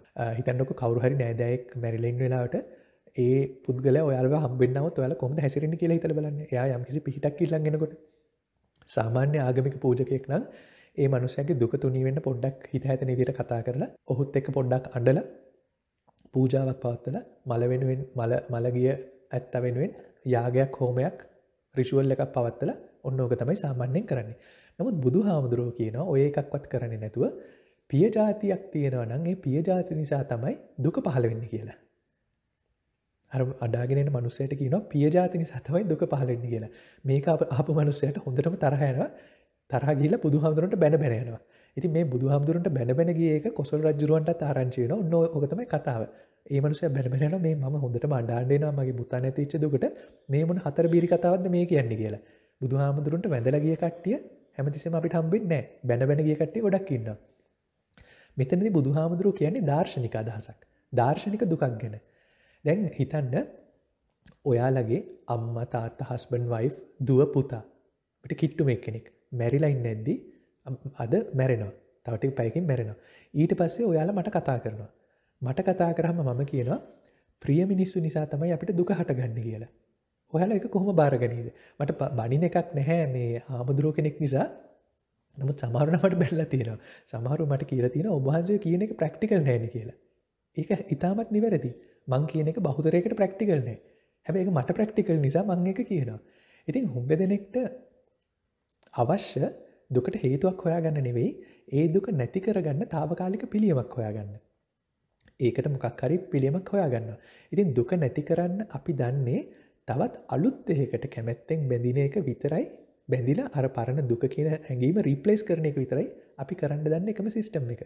වෙන සිස්ටම් එකක් අපි දන්නේ. අපි කලින් දවසකත් අර සූත්‍රයක් කතා කරා. දුක බය නැති කරන්න අපි දන්න එකම ක්‍රමය කාමයෙන් ඒක වහන එක. ඉතින් දැන් මේ ප්‍රියජාති නිසා දුක ඇති වෙනවා වගේ කියන කතාවක් තර්කානුකූල කතාවක් විදිහට කාට හරි පාවිච්චි කරන්න පුළුවන්. හැබැයි ඒක තර්කානුකූල කතාවක් විදිහට පාවිච්චි කරන තාක්කල් මේක තවත් හුදු දාර්ශනික මතයක් විතරයි. හැබැයි මේක අපි ඇත්තටම අපේ ඇඟට DNA වලට කාවැදුනට පස්සේ මේක දාර්ශනික අදහසක් නෙවෙයි මේක ප්‍රැක්ටිකල් එක්ස්පීරියන්ස් එකක් වෙනවා. ඉතින් ඔන්න ඕක තමයි දාර්ශනික දුක. කායික, මානසික සහ දාර්ශනික දුක. හොඳයි. දැන් අපි මේ දුක කියන එකේ මූලික අර්ථකථනයක් ගත්තා. නමුත් දුක ගැන තව ආකාර ගණනාවකින් සඳහන් වෙනවා. සාමාන්‍යයෙන් අපිට දැනෙන්නේ ප්‍රිය පුද්ගලයන් අපිත් එක්ක ඉන්නකොට සතුට දැනෙන එක. සහ අපිව දාලා ගියාම දුක දැනෙන එක. මේ දෙකම අපිට දැනෙන දෙකක්. මේ දැනෙන දෙයට සහ නොදැනෙන මේ දැනෙන දෙයට නොදැනෙන දුකක් අපි දැන් පනවමු. ඒක තමයි මේ දාර්ශනික දුක එහෙම නැත්නම් ආර්ය දුක කියලා අපි සඳහන් කරන්නේ. ඉතින් අපි බලාපොරොත්තු වෙන ආකාරයට වැඩ සිද්ධ වෙන්නේ නැති වුනහම දුකයි. ඒකට විශේෂ නමක් අපි දෙනවා දුක්ඛ දුක්ඛය කියලා. දැන් මම මේ කතා කරන්නේ කායික සහ මානසික දුක් දෙකම එකතු කරලා අපිට මොකක් හරි අමිහිරි අත්දැකීමක් ආවොත් මානසික හෝ කායික අපි ඒකට කියනවා දුක්ඛ දුක්ඛය කියලා. අපි බලාපොරොත්තු වෙන ආකාරයට වැඩ වෙන්නේ නැති වුනහම ඒකට අපි දුක්ඛ දුක්ඛය කියනවා. හැබැයි අපි බලාපොරොත්තු වෙන ආකාරයට දේවල් සිද්ධ වෙලා අපි කැමති දේවල් ලැබුණාම අපිට සැපක් එනවා. ඒක සනීපයිනේ, ඒක හොඳයිනේ. හැබැයි අන්න ඒකට නමක් දෙනවා විපරිණාම දුක්ඛය කියලා. ඇයි එහෙම කියන්නේ? සැප එහෙම නැත්නම් සතුට කියන එකට වෙන දේ අපි දීර්ඝ කාලීනව කලින් වතාවල සාකච්ඡා කළා. ඒක පරිණාමයට වෙනස් වීමට පත්වීම තමයි ඒකේ ස්වභාවය. අපි ඒකට අනිත්‍යයි කියලා කිව්වා නැත්නම් අනිත්‍යයි කියලා කිව්වා. දැන් මේ සැප වින්දත් ඒක තව මොහොතකින් නැති වෙනව නේද කියලා බය වෙන්න පුළුවන්. එහෙම බයක් නැති වුණත් සැප එපා වෙලා යෑම අර මීයගේ ඩෝපමින් ඉවර වෙලා ගියේ. ඒ වගේ මේ සැප කියන එක අපිට පවත්ව ගන්න බැරුව ඒ සැප අපිටපත් එපා වෙලා යනවා. ඔන්න ඔය ආකාරයේ පස්ස හැරිලා බැලුවම තියෙන දාර්ශනික දුකට අපි කියනවා මේ සැපේ තියෙන විපරිණාම දුක්ඛය කියලා. අපි ඒක දාර්ශනිකව දැන් ඒක පනවමු. දුකේ තියෙන දුකට අපි දුක්ඛ දුක්ඛය කිව්වා. සැපේ තියෙන දුකට අපි විපරිණාම දුක්ඛය කියලා කිව්වා. නැවතත් මේ දුක කියලා මම දැන් මේ දෙවෙනියට අදහස් කරන්නේ දාර්ශනික අදහසක් විනා අපේ ඇඟට දැනෙන එකක් නෙවෙයි. සැප අපිට දැනෙන්නේ සනීප දෙයක් විදියට, සතුට හිතෙන දෙයක් විදියට, සෝමනස්සයක් විදියට. දෝමනස්සේ ඔපොසිට් එක. දෝමනස්සය දුක්ඛ දුක්ඛය කියලා කිව්වා. සෝමනස්සය විපරිණාම දුක්ඛය කියලා අපි කියනවා. හැබැයි දැන් මානසිකව දුකට හෝ මානසිකව සැප කියන දෙපැත්තටම යන්නේ නැතුව කාට හරි උපේක්ෂාවෙන් ඉන්න පුළුවන් නම් ඒ උපේක්ෂාව කියන එක සමහර විට ඔයාලා හරියටම දන්නෙත් නැතුව ඇති අපිට ආපහු පාරක් භාවනා කරනකොට ඒක ගොඩක් හම්බෙනවා නියුට්‍රල් එහෙම නැත්නම් ඉක්විනිමිටි උපේක්ෂා සහගත තත්වයක අපේ හිත තියෙනවා එහෙනම් ප්‍රශ්නයක් තියෙන්න දෙන්නේ නැහැ නේ. ඉතින් අපි කතා කරා කලින් දවසක ඔන්න මේ අපි කතා කරන දාර්ශනික ප්‍රශ්න දෝමනස්ස සෝමනස්ස විපරිණාම දුක ඔක්කොම අපිට කොයි වෙලාවේද තියෙන්නේ කාටද තියෙන්නේ කියලා. මතකද නැහැ පළවෙනි දවසේ අපි කතා කරා අපි උපකල්පනය කරා මැරිච්ච මිනිහට කිසිම ප්‍රශ්නයක් නැහැ කියලා. ඉතින් මරණයට කිට්ටුම තැන තමයි නිින්ද එහෙම නැත්නම් සිහිය නැතුව ඉන්නකොට. එක්ක ඉන්ජෙක්ෂන් එකක් ගහලා නැත්නම් බීලා වැඩි වෙලා ඒ වෙලාවට අපිට කායික දුකකුත් නැහැ, මානසික දුකකුත් නැහැ, දාර්ශනික දුකකුත් නැහැ. හැබැයි මේ ආයේ මේ කායික සහ මානසික දුක් දෙකම පටන් ගන්නෙ නැගිට්ටට පස්සේ සිහියාවට පස්සේ. ඒක ආවට පස්සේ මේ දුක් දෙකම පටන් ගන්නවා. හැබැයි ඒ සිහිය නැති වෙලාවට, නිින්ද ගිය වෙලාවට ඔය දුක් එකක්වත් නැහැ. එහෙනම් දැනට දුකක් හෝ සැපක් නැතිව උපේක්ෂාවෙන් හිටියත් ඔය දැන් දන්න විදියට නැගිටලා මොකක් හරි ඉන්නකොට මොකක් හරි කෙන ගෙඩියක් ඊළඟ මොහොතේ පාත් වෙන්න පුළුවන්. ඒක නිසා ඒක මානසික දුක, කායික දුක නැවත ඇති කරන්න පුළුවන් ස්වභාවයක් අපේ උපේක්ෂාව තුළ තියෙනවා. මං කියපු එක ඇත්තට පැහැදිලි නැද්ද දන්නේ නැහැ. තුන්වෙනියට මං කියපු එක ඒ කියන්නේ අර දුක්ඛ දුක්ඛය සහ විපරිණාම දුක්ඛය කියන දෙකම අතහැරියත් අපි උපේක්ෂාවෙන් ඉන්න වෙලාවට උපේක්ෂාව කියන්නේ අපි නැගිටලා උපේක්ෂාවෙන් බලාගෙන ඉන්න වෙලාවට තව ටික වෙලාවකින් මොකක් හරි වෙන ගෙඩියක් පාත් වෙලා අර දුක්ඛ දුක්ඛය සහ විපරිණාම දුක්ඛය ලැබීමේ පොටෙන්ෂල් එකක් මේ උපේක්ෂාව ඇතුලේ තියෙනවා. ඉතින් අන්න ඒකට අපි කියනවා සංඛාර දුක්ඛය කියලා. නමුත් මේ සංඛාර දුක්ඛය කියන එකට මම අර්ථකථනයක් දුන්නේ මොකද සංඛාර කියන එක අපි තාම කතා කරපු නැති වචනයක් නිසා. ඔන්න එතකොට දුක තව තුන් ආකාරයකට අපි විස්තර කරනවා දුක්ඛ දුක්ඛය, එහෙම නැත්නම් දුකේ දුක, විපරිණාම දුක්ඛය, සැපේ දුක සහ සංඛාර දුක, උපේක්ෂාවේ දුක කියලා. ඉතින් මේ අපි කරේ ඊටාම දල අර්ථ දැක්වීම ටිකක් අපි ඉදිරි දවස් ටිකේ මේ අදහස හොඳට පොලිෂ් කරගමු. හැබැයි අපිට ඒකට තව සංකල්ප කීපයක් ඕන වෙනවා විශේෂයෙන්ම පංචස්කන්ධය පටිච්ච සමුප්පාදය කියන වචන ටික. ඒත් එක්කම අපි අනිච්ච යටතේ හතරක් කතා කරා. අනිච්ච කියන එකට අර්ථ දැක්වීම විදිහට වෙනස් වෙන සුළු ස්වභාවය. impermanent flux කියන එක. uncertainty අවිනිශ්චිත ස්වභාවය. කැමැති බලාපොරොත්තු සම්පූර්ණයෙන් ඉටු කර ගැනීමේ නොහැකියාව. කැමැති බලාපොරොත්තු ඉෂ්ට වුණත් ඒ සතුට රඳවා ගැනීමේ නොහැකියාව අසන්තෘප්තභාවය කියන ඔන්න ඔය හතර. මේක අපේ හිතේ මූලික කරගත්ත එක මේක තමයි අපේ හිතේ මූලික වෙච්ච ලෝකයේ ස්වභාවය. ඒ අනිච්ච ස්වභාවය යමක ඇත්නම් දුකත් අනිවාර්යයෙන්ම ඒකත් එක්ක තියෙනවා. මේ දුක කියලා මම අදහස් කරන්නේ කායික මානසික දාර්ශනික කියන දුක් තුනම. විශේෂයෙන්ම දාර්ශනික දුක. යද නිච්ඡං තන් දුක්ඛං කියලා අපි කලින් සූත්‍රයේ දැක්කා. යමක් අනිත්‍ය නම් ඒ දුකයි. අන්න දැන් ඒක යම් කිසි ආකාරයකට තේරුණාද දන්නේ නැහැ. අපි තේරුම් නැත්නම් මේක තවත් සාකච්ඡා කරලා ලියා ගමු. ඒත් එක්ක මම කිව්වා කලින් මේක තමයි අපේ හිතේ මූලික කරගත්ත ලෝකයේ ස්වභාවය කියලා. ඔයාලට තේරුණාද දැන් මේ වචන හරබය මම කරපු. මම පාවිච්චි කරපු වචනය ඇයි මම හිතේ ස්වභාවය කියලා කියන්නේ නැතුව හිත මූලික කරගත්ත ලෝකයේ ස්වභාවය කියන එක කියලා කිව්වේ. ඒක පොඩ්ඩක් කල්පනා කරලා බලන්න. දැන් අද සාකච්ඡාව දැන් කලින් නම් මම කතා කරේ හරි ගොඩේ භාෂාවකින්. නමුත් අද මම භාෂාව පාවිච්චි කරන්නේ ඉතාමත් ශාස්ත්‍රීය විදියට. ඉතින් මේ වචන ඇතුලේ ශාස්ත්‍රීය අදහසක් තියෙනවා. ඒ අදහස ඔයාලා හොයලා බලන්න, කල්පනා කරලා බලන්න. එතකොට සමහර විට ඒක හම්බ වෙයි. හොඳයි. එහෙනම් දැන් අපිට තුන්වෙනියට අනත්ත කියන එක ගැන කතා කරන්න තියෙනවා. නමුත් ඒක ඉතා ටිකක් ඊට වඩා විශාල සබ්ජෙක්ට් එකක්. ඒ නිසා අපි ඒක ඊළඟ සතියේ ඒක කතා කරමු. අද අපි කතා කරා මේ අනිච්ච සහ දුක්ඛ කියන ත්‍රිලක්ෂණය ගැන සහ ත්‍රිපිටකය ගැන. ලබන සතියේ මේ අනිච්ච දුක්ඛ අනාත්ත තව ටිකක් අපි තෝරගමු. විශේෂයෙන්ම අනාත්ත කියන එක අපි තෝරගමු. ඒත් එක්කම ඒ සඳහා අපිට අවශ්‍ය වෙනවා සලායතනය සහ භවය කියන සංකල්ප දෙක. අපි මේ ටික මේ සංකල්ප අරන් අපිට අවශ්‍ය එක බිල්ඩ් අප් කරගමු. ඉතින් අද දවසේ සාකච්ඡාව පොඩ්ඩක් ඩ්‍රයි එකක් වෙන්න පුළුවන් මේ ටිකක්. මේක සමහර වෙලාවට දාර්ශනික සංවාද වලට කැමති නැති කෙනෙක්ට මේක හරි වේලිච්ච මේ බෝරින් සාකච්ඡාවක් වෙන්න පුළුවන්. නමුත් පොඩ්ඩක් ඉවසලා ඉන්න වෙනවා. මොකද අපි මේ වචන ටික ඉගෙන ගත්තේ නැත්නම් අපේ අනිත් බෞද්ධයොත් එක්ක අපිට බෝඩ් වෙන්න බැරි වෙනවා. ඒක පැත්තකින් තියන්නකෝ. ඊට වඩා විශේෂයෙන්ම මේ ත්‍රිපිටකයේ සොයන් අධ්‍යයනයකට බහින්න අපිට බැරි වෙනවා. මෙන්න මේ වචන ටික සංකල්ප ටික අපි සාකච්ඡා කරගත්තේ නැත්නම්. හොඳයි. එහෙනම් ඒ ටිකත් එක්ක අපේ අද දවසේ සාකච්ඡාව එහෙනම් මෙතනින් හමාරයි. ශාස්ත්‍රීය බුද්ධ දර්ශනය අපි මේ සාකච්ඡාව ඉදිරියට බිල්ඩ් අප් කරගෙන යමු.